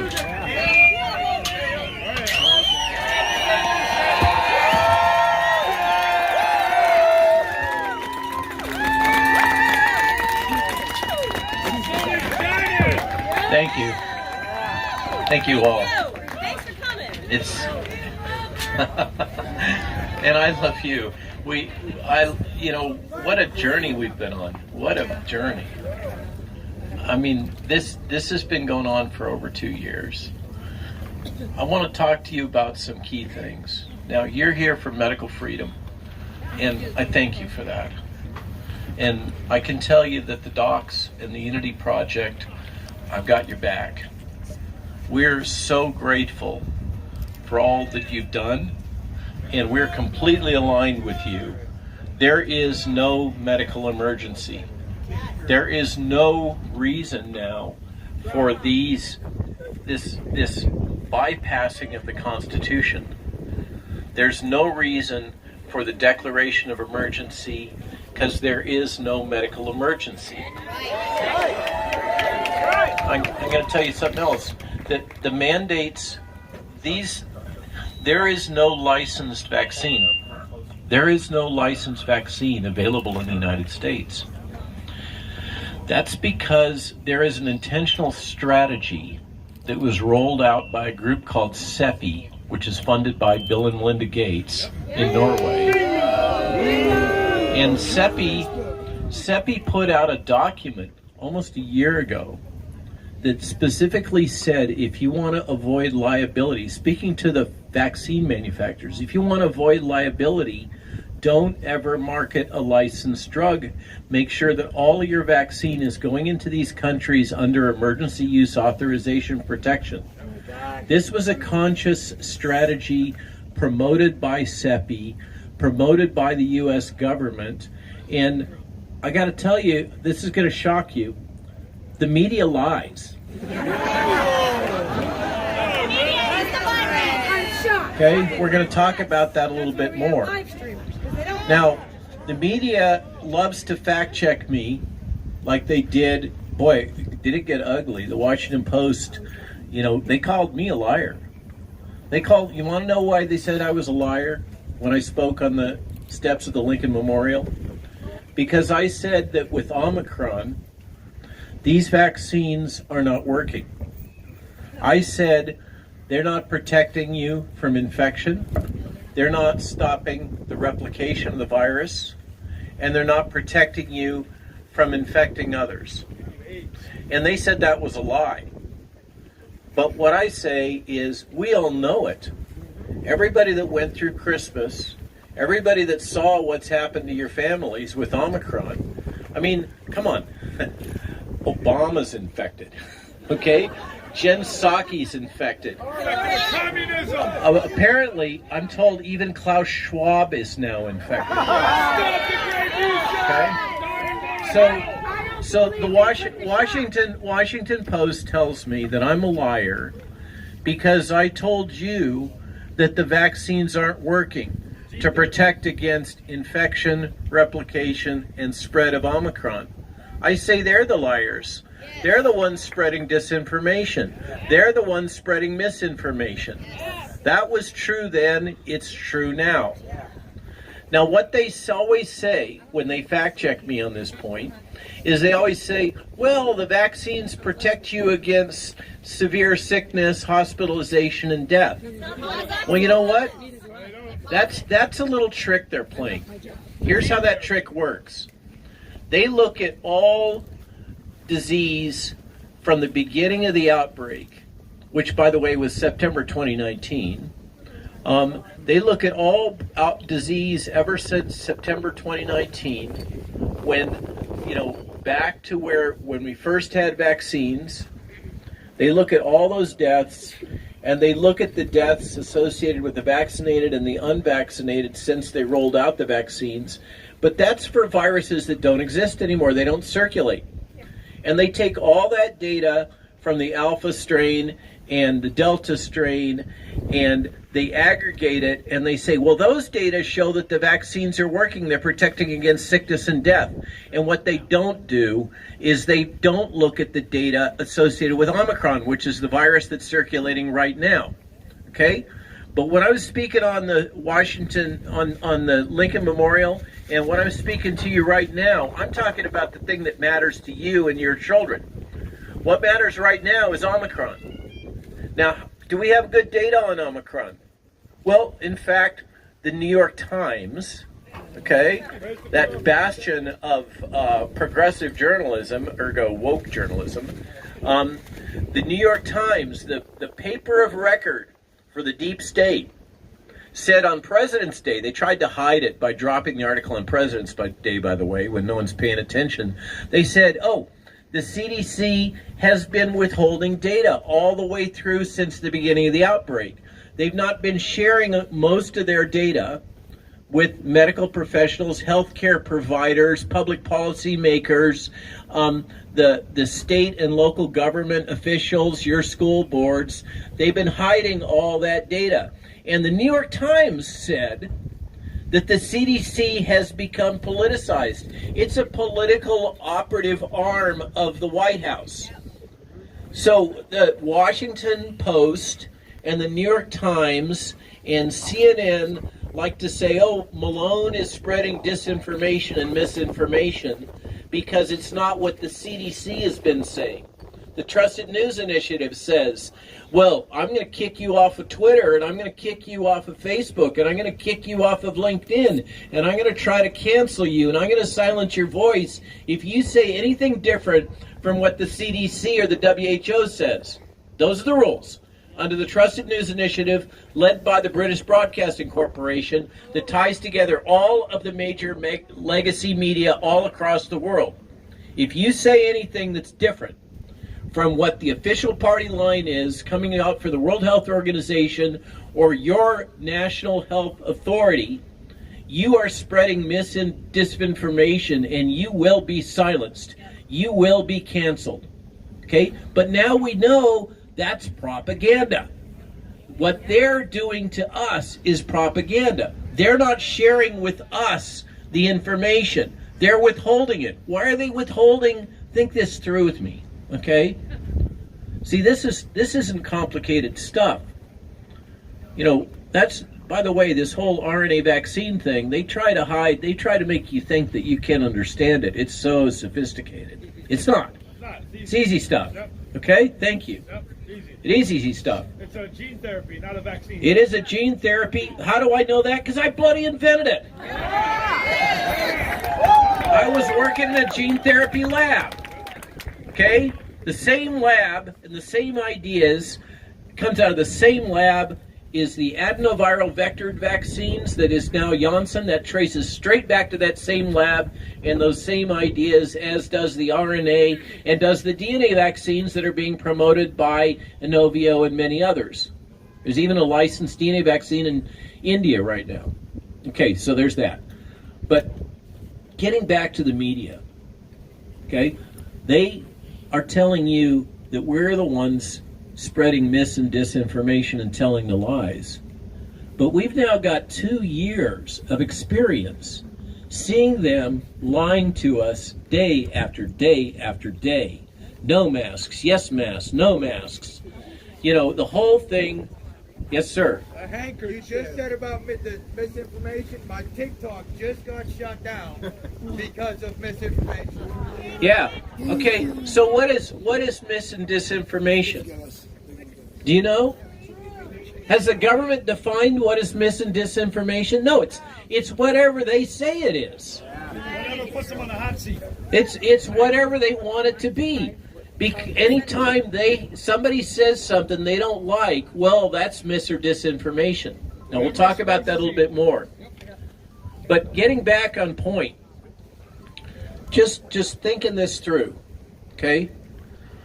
What they are promoting is products which are not licensed. They are under experimental use authorization, and like Paul was just saying, the way that law has been set up intentionally is that there's nobody you can sue. Right. If your child, I've met Maddie DeGarry, I don't know how many of you are, I've met so many vaccine damaged people over the last year and a half as I travel about. And those children that are vaccine damaged, their parents have nowhere to go. I met a gentleman who used to run a 15,000 acre cattle ranch in Idaho. A lot of head, dairy and beef. He got a clot, blew out his spinal cord. He can't move. He's in an electric chair that somebody donated to him. He's got $2 million in debt, had to sell all his cows. He lives in a little apartment now. And nobody cares. There is no compensation. There's nobody he can turn to. If he would say that it was due to COVID, they'd give him money. But if he says it's due to the vaccine, which is what it was, he's out of luck. Those are the rules they've laid out for us. And they're telling us that those people that are talking up, that are so mouthy, that they're saying, no, this isn't right, saying, no, I've been damaged. Those people have got to be shut down, deplatformed, taken off of Facebook. Their groups that they set up. I mean, think this through. This first hit me after the Brett Weinstein podcast. We got off that, and Steve Kirsch actually just called me on the phone as I was trying to walk up the stairs. So Steve and I and Brett come together. We all know that we're putting our careers at risk. We try to speak truth. We got off the podcast. Steve and I are in the Uber going over to the Portland airport to get out of town. And people are just calling us nonstop. And the stories are heartbreaking. They've continued ever since. And one of the most heartbreaking for me are the women, typically, that call me. They talk about their reproductive problems. They talk about their changes in menstruation, and then the CDC starts saying, oh, it's because they're hysterical. Now they're finally agreeing, oh, yeah, there actually is a problem. But these people started calling us and telling us their stories and saying that they started to get this Facebook group together, and there was thousands and thousands of them talking to each other on Facebook about what they've experienced and what their problems were. And because all of their friends and family were telling them they're crazy. And then Facebook deletes them. I mean, talk about gaslighting. These people have experienced damage, personal damage. Everybody around them is telling them they're crazy. They get together in social media and start talking to each other and saying, hey, you're not crazy, I'm not crazy, we're all experiencing this. And what happens? They get shut down. That's the way this has gone all the way through. And it has been coordinated. One of the things that's been fascinating to me is it's all over the world. It's not just here in the States. It's not in Canada only. It is all over the world. They say the same things. They do the same things. They use the same strategies all over the world. The Great Reset. So, precisely, my friend. So, ever since Brett and that podcast said, you know, how can this happen? How can this be coordinated globally? How can they be doing this? Why are they doing this? That has deviled me ever since. I've been trying to figure this out ever since. It's about a year and a half now. I think I'm finally there. Over a year ago, I had a film crew come to the farm and shoot some video. It's going to come out soon, hopefully. And they kept talking about this crazy idea, this crazy conspiracy theory, the World Economic Forum. I'm like, what? You won't nothing, you'd be happy. What? World Economic Forum, this is just a bunch of rich guys that go to Switzerland once a year in their jets and hang out and have TED Talks and drink wine, right? No. No. Okay? They've been working for 30 years to train people to be their gophers, to be their acolytes, to do their bidding. They've been training people for 30 years. There's thousands and thousands and thousands of their trainees all over the world. And they've intentionally, I mean, this isn't a conspiracy theory. You can look up the video of Klaus Schwab bragging about it. He wrote a book, COVID-19, The Great Reset. I know, we've read it. You know what's fascinating about that book, COVID-19, The Great Reset? Is it is full of BS. The guy isn't very smart. if you read the book, and it's not an easy read because it's just garbage. The science he talks about as if he's a scientist. He acts like he understands what's going on. It is full of bull. It is not science-based. And you know what? What I've observed, so here's the good news about this whole WEF crowd. You know, like Justin Trudeau and his finance minister and Gavin Newsom and Inslee in Washington State and the Prime Minister of New Zealand and the health director of Australia, all these people that were all wanting to lock us up, right? And disrespect us, okay? All of these people, when you listen to them, they're not very smart. I mean, have you watched Trudeau? I mean, the guy is not, he's not the sharpest tool in the shed. And I don't think he's got much backbone. I think the real power is that finance minister behind him. I think she's the one telling him what to do, and Klaus Schwab. Okay?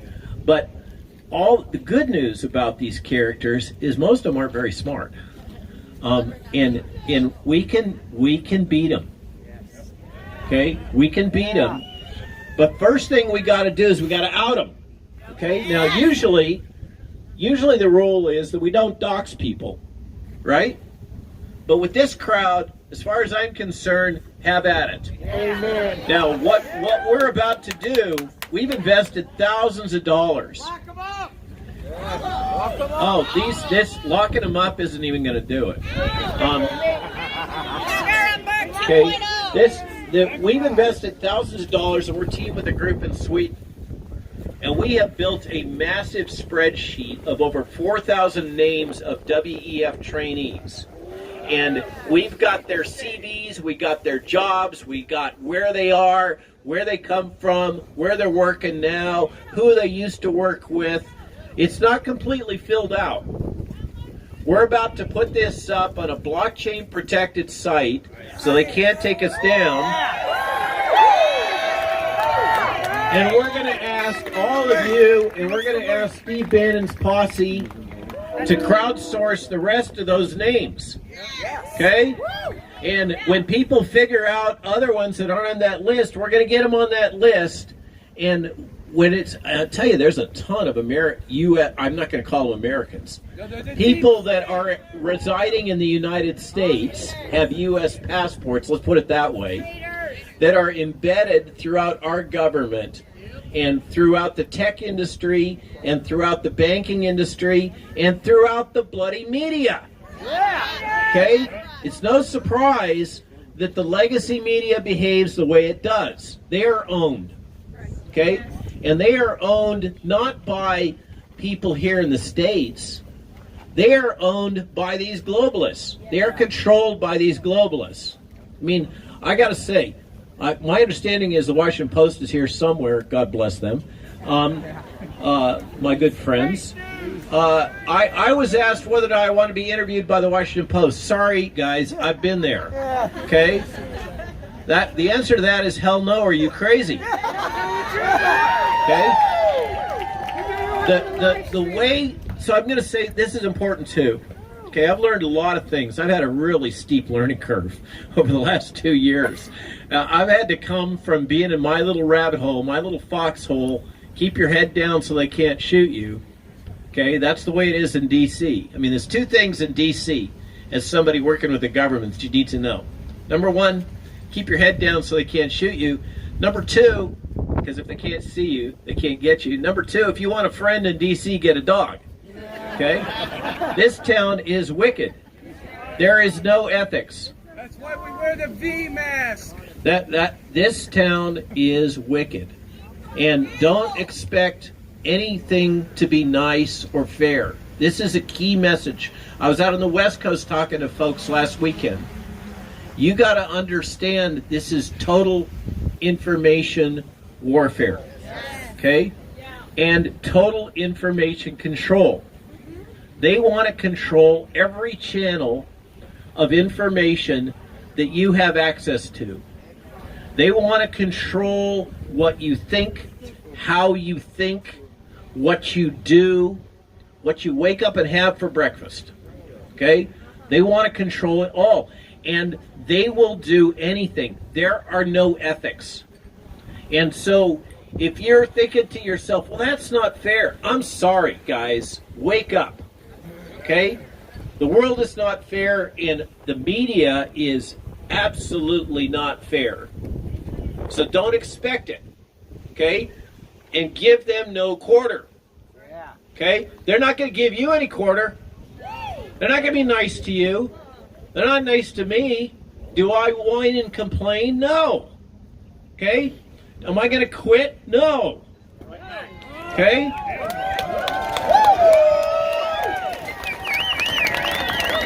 Just because they're mean to me, okay?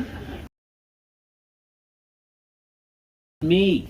It's about you. And they can keep being mean and nasty and trying to gaslight me and say, oh no, you didn't invent RNA, or whatever it is that they want to do tomorrow. You know, I don't pet my dog correctly. Whatever it is, I don't care. Okay? It doesn't matter.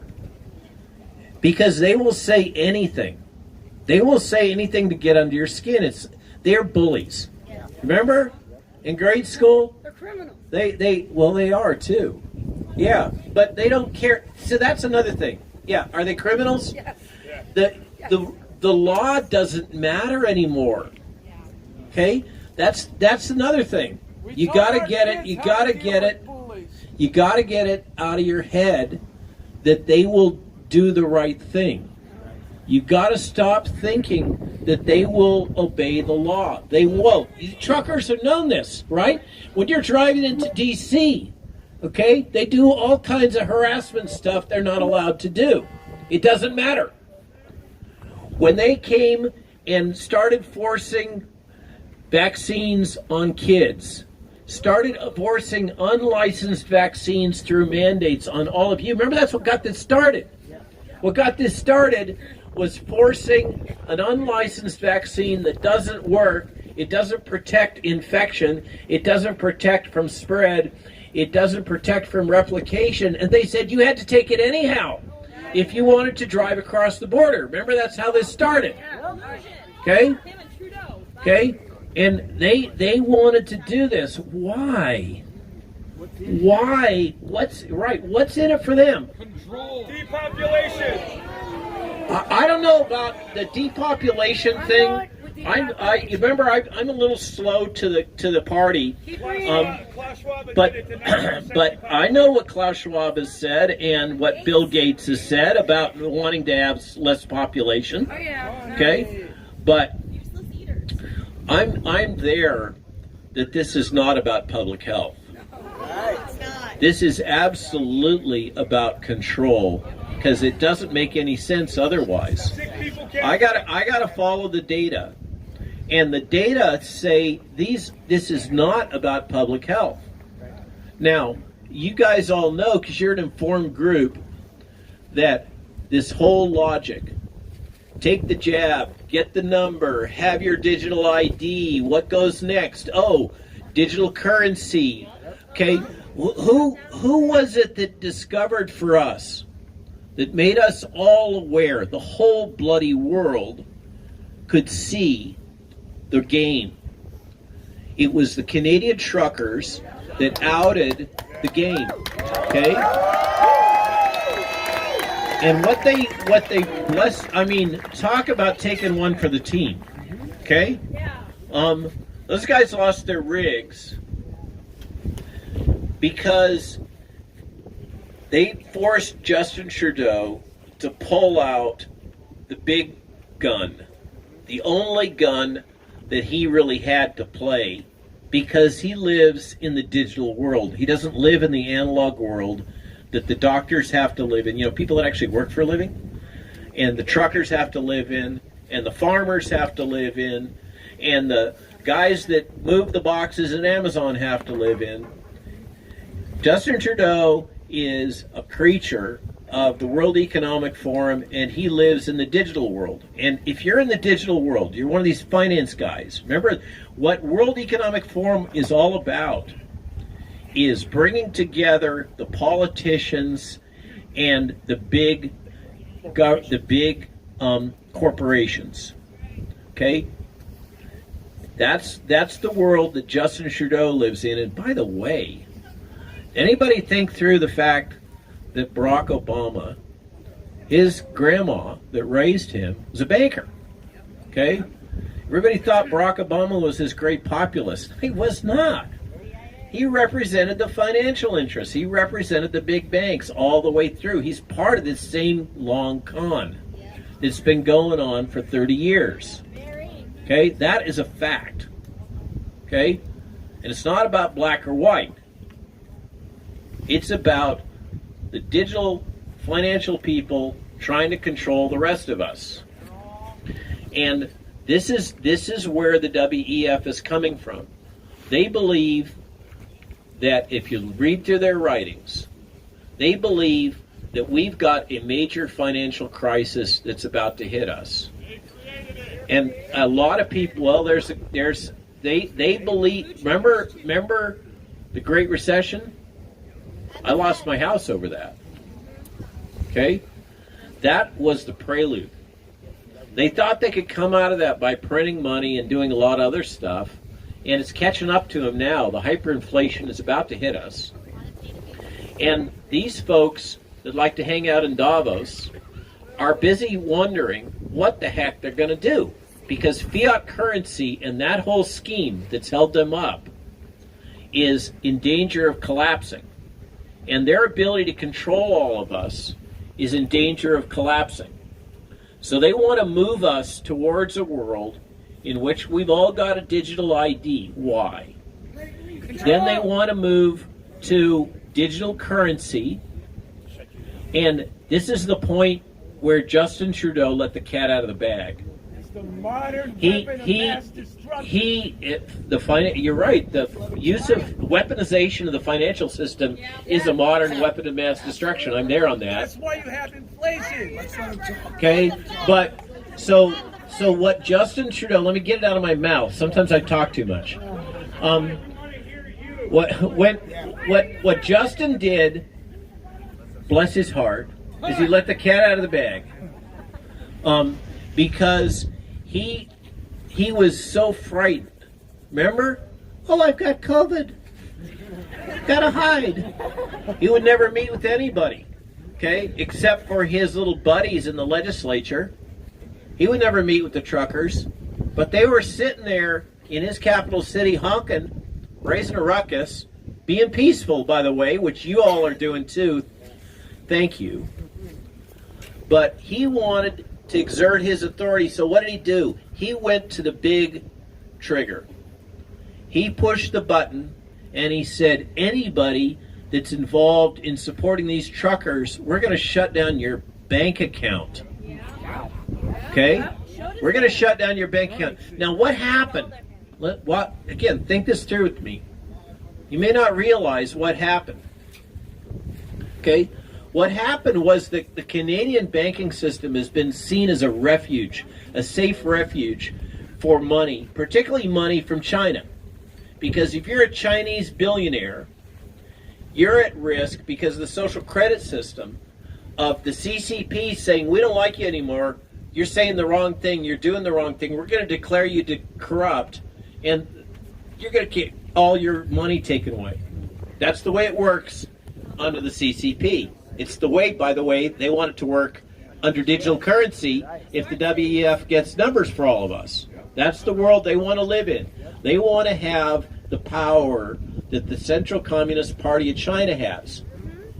Justin Trudeau wanted to have that power. And he pulled that trigger before he should have. And what happened? People that were using the Canadian financial system as a safe harbor for their big money suddenly said, uh-oh, not so safe anymore. And they started getting out of Dodge. Okay?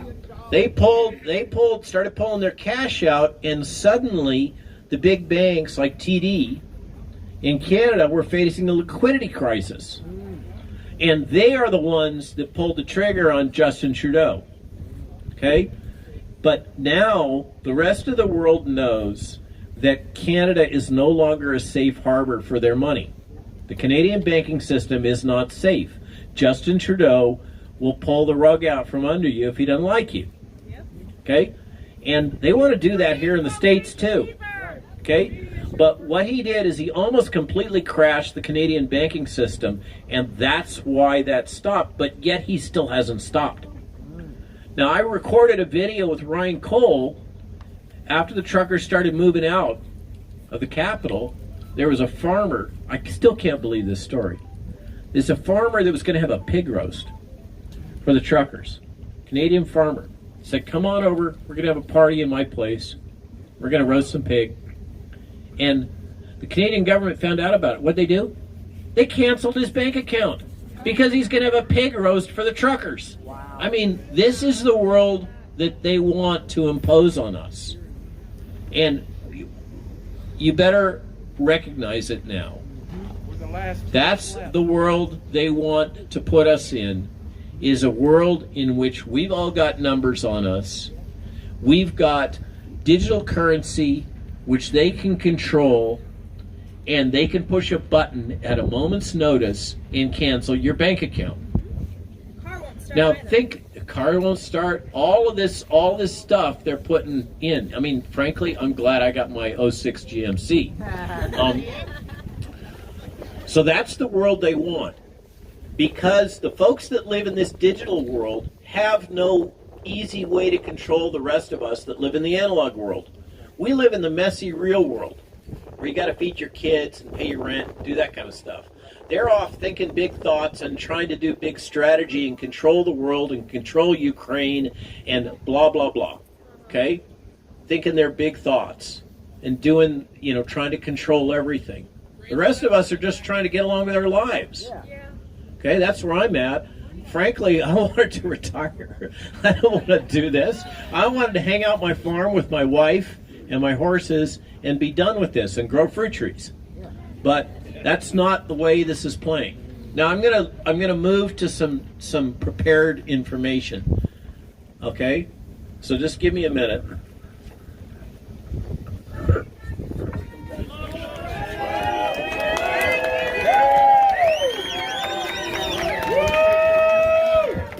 Okay, so some of these things I kind of touched on. Regarding censorship and propaganda, number one, this is not fair. Don't think it's fair. Don't expect it to be fair. This is total information warfare. Okay? So just get over that. And when they come at you, by the way, here's a lesson learned. When they come at you from the press and they say, oh, I just want to help tell your story, okay? Run. Okay? That is the biggest BS line of all. Okay, when they say that, what they're saying is they want to get under your skin, get some little facts that they can exploit and weaponize, and then use that to write some nasty letter that they're going to publish. Okay, that's the little trick that I first learned that with the Atlantic Monthly. We're not done with them yet. But that's how this works. And so when you see the press come at you and they want to have an interview and, oh, I just want to tell your story, tell them to go pound sand. So, on censorship, this is not personal. It's not about medicine and healthcare. This is about total information control for political purposes. Medicine and healthcare have just become one of the many battlegrounds. This is another key point. Somebody asked me today, Naomi Wolf, interviewing me. She said, well, what's it going to look? When are we going to know when this war is over? I'm like, Naomi, come on. This is just a skirmish. Okay? This is not the war. This is one little tiny battle, guys. We may win this little tiny battle. How will we know? Well, when they stop this ridiculous state of emergency that's allowing them to suspend the Constitution, then we will have won this little skirmish. But this battle has been going on for 30 years. It's going to keep going on. Or longer. COVID was politicized because it was deemed politically useful to do so. And there are no recognized ethical boundaries in this battle. It's long been apparent that the U.S. and other Western governments have intentionally used the guise of an overstated public health crisis to justify suspension of laws and rights that would be enforced without such a crisis, including the federal common rule, which defines the rights of all citizens to informed consent for medical procedures. This is my first tip-off, that they didn't care about the law, is when they disregarded the common rule. and they disregarded the cornerstone of medical ethics, and they would not allow you to have informed consent because they blocked your ability to get informed consent by constraining any information that would cause you to become, quote, vaccine hesitant. Okay, that was the CDC's justification for withholding all that data. Think this through with me, okay? We're going to withhold information because if we told you this information, you would become vaccine hesitant. Okay? What does that sound like? Let me put it in common words. If we told you the stuff we know, you wouldn't take the jab. Okay? And we want you to take the jab, and so we're not going to tell you the truth. We're going to hide it from you, and we're not going to let you make your own decision. That makes them accountable. The accountability is a whole nother thing, and piercing the shield of accountability and liability is what the lawyers are all about right now. Okay? Now, I want to read you something, just so we baseline this. What is the rule? What is the law? Okay? I'm going to read you something you might recognize it. Congress shall make no law respecting an establishment of religion or prohibiting the free exercise thereof or abridging the freedom of speech or of the press or the right of the people to peacefully assemble and to petition the government for a redress of grievances. Congress shall make no law. But, by the way, they spent over $1 billion doing it. Okay? Thank you, Blaze Media, for your FOIA that revealed that. Regarding journalism, we're now in that. You may not know this. I've had to learn so many things. You think that they go to journalism school at Columbia University, big fancy journalism school, to learn how to do journalism, right? And like back in the days of Walter Cronkite, when we say, oh, well, there's probably two sides to everything, and we're going to examine the facts, and we're going to share the facts with you. No, that's not what they teach at Columbia now. What they teach is something called advocacy journalism. It's also called solutions journalism. Now, here's the Merriam-Webster definition of advocacy journalism. Journalism that advocates a cause or expresses a viewpoint. This is another one of those word tricks. Okay? Here's also from Merriam-Webster the definition of propaganda. The spreading of ideas, information, or rumor for the purpose of helping or injuring an institution, a cause, or a person. Ideas, facts, or allegations spread deliberately to further one's cause or damage an opposing cause. Is there any difference between the definition of propaganda and the definition of advocacy journalism? No, there is not. Advocacy journalism is what they're teaching these journalists in journalism school now. Now, here's a little fun fact. You know who's funding these curricula in journalism schools for advocacy journalism? They also call it solutions journalism.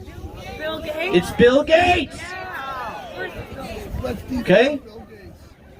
Homeland Security. Let's talk a little bit about Homeland Security. It's not the job of election officials or the Department of Homeland Security to control the narrative or free speech.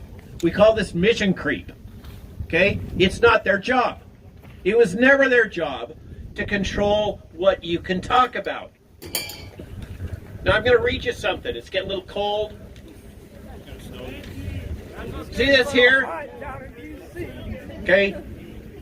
This is the National Terrorism Advisory System Bulletin of February 7th from the U.S. Department of Homeland Security. Okay. Summary of terrorism threat to the U.S. homeland.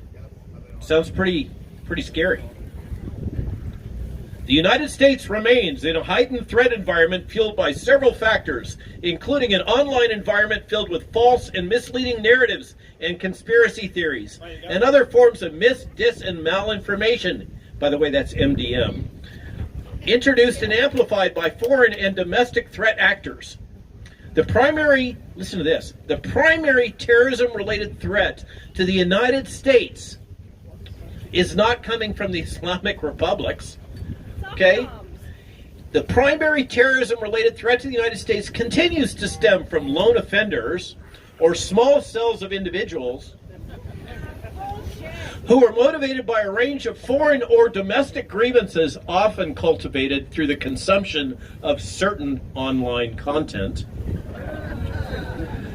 including the proliferation of false or misleading narratives which sow discord and undermine public trust in U.S. government institutions.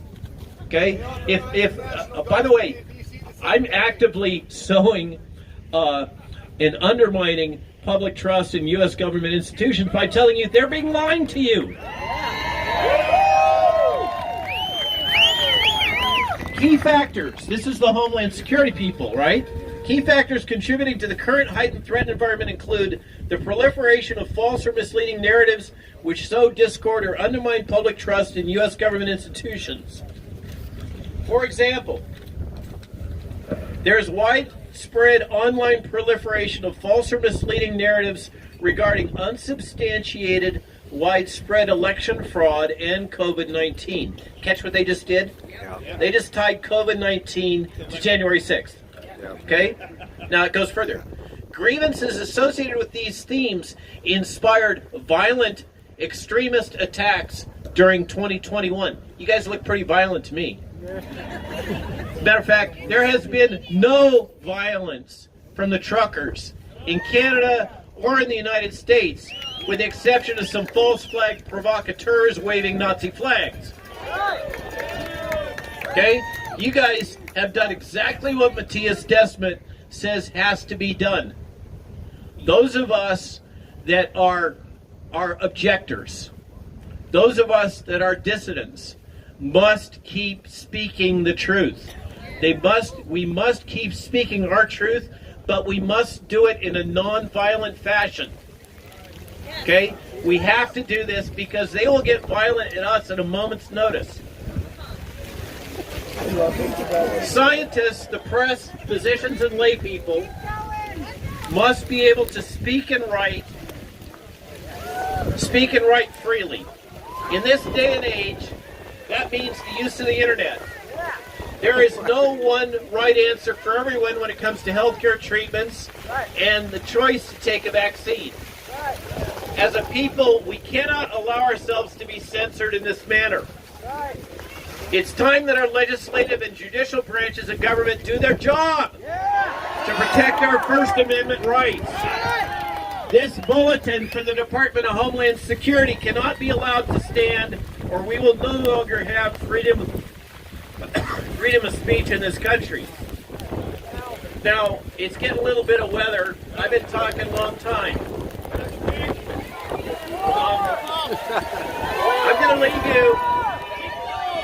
I'm going to leave you with 3 simple words. Lock them up!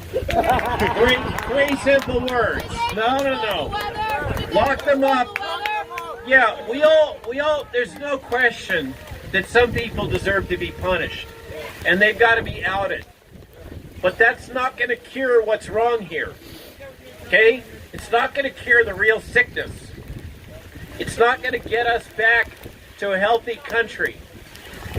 There's 3 words: integrity, dignity, and community. Okay? Integrity means don't lie. Okay? Have integrity. Don't twist the truth. Stop the propaganda and censorship. Integrity is what's gone wrong all the way through our government and our industries. We've got to restore integrity. Dignity, why do I use that word dignity? Because dignity is the soul. It is the core of what makes us human. It what makes us different from animals. Okay? We have to respect each other's dignity. I'm a farmer. I used to be a farmhand. I used to be a carpenter. I'm now a physician and a scientist. I treat everybody with dignity. I don't care where you come from. I don't care what your job is. I don't care about how educated you are. You are all fellow human beings, fellow travelers, and you all deserve to be treated with dignity. Thank you. And you know what's wrong with the mandates? They totally disrespect your dignity. Okay? Dignity has got to be respected. We got to force these folks that think they're all high and mighty to recognize that we're not just cannon fodder. We're not just the deplorables. We're not just the eaters, to use the WEF terms. Okay? We have to be treated with dignity. We're fellow humans. The last one, community. Why do I always say community? Because Matthias Desmond teaches that the real problem here is that we've lost community. And what I've seen it again and again are the people that are most resistant to the mass formation psychosis are the people in the religious communities, are the people of faith. And what do they have in addition to their faith? They still have community. Yeah. You guys are a community. Yes. You've come together as a community. If you remember your friends and you stay in touch, you will still be a community when you go out. Yeah. And you'll each form little cells and build more community and more friends and more colleagues, and you'll take care of each other. Yes. That's where things went wrong. We lost community. We have to rebuild community. Yes. It's going to be a long, hard trip. It's going to take time. We got to take care of our elders. Yeah. We got to take care of our children. Because I'll tell you, here's the scary thing. The Social Security system is going to go bankrupt while most of us are still alive. Okay? We're going to be in a position where we've got to be able to rely on ourselves and each other. Yep. We cannot look to mommy government because it's not going to be there. It's bankrupt already. It's just waiting to die. Okay? We've got to take care of each other, and we've got to take care of our children, and we've got to take care of our elders. Yes. And the way that we do that is we rebuild community. Yes. Okay? Now I'm going to leave you with the last one. The truth is like a lion. You don't have to defend it. Set it free. It'll defend itself. I thank you. I wish you the best.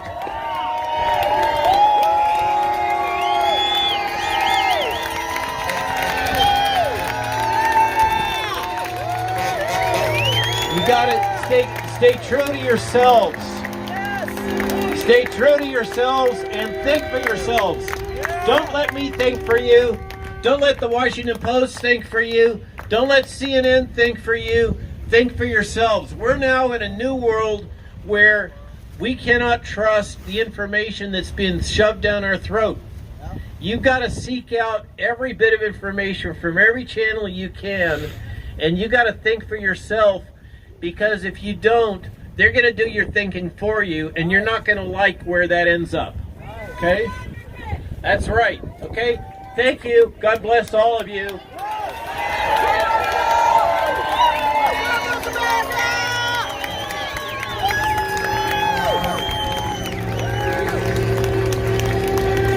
Just a reminder, tomorrow afternoon at 2 o'clock, we've got Park Avenue on stage. There's 60s Motown, 70s horn, 80s, and whatever else, rock and roll.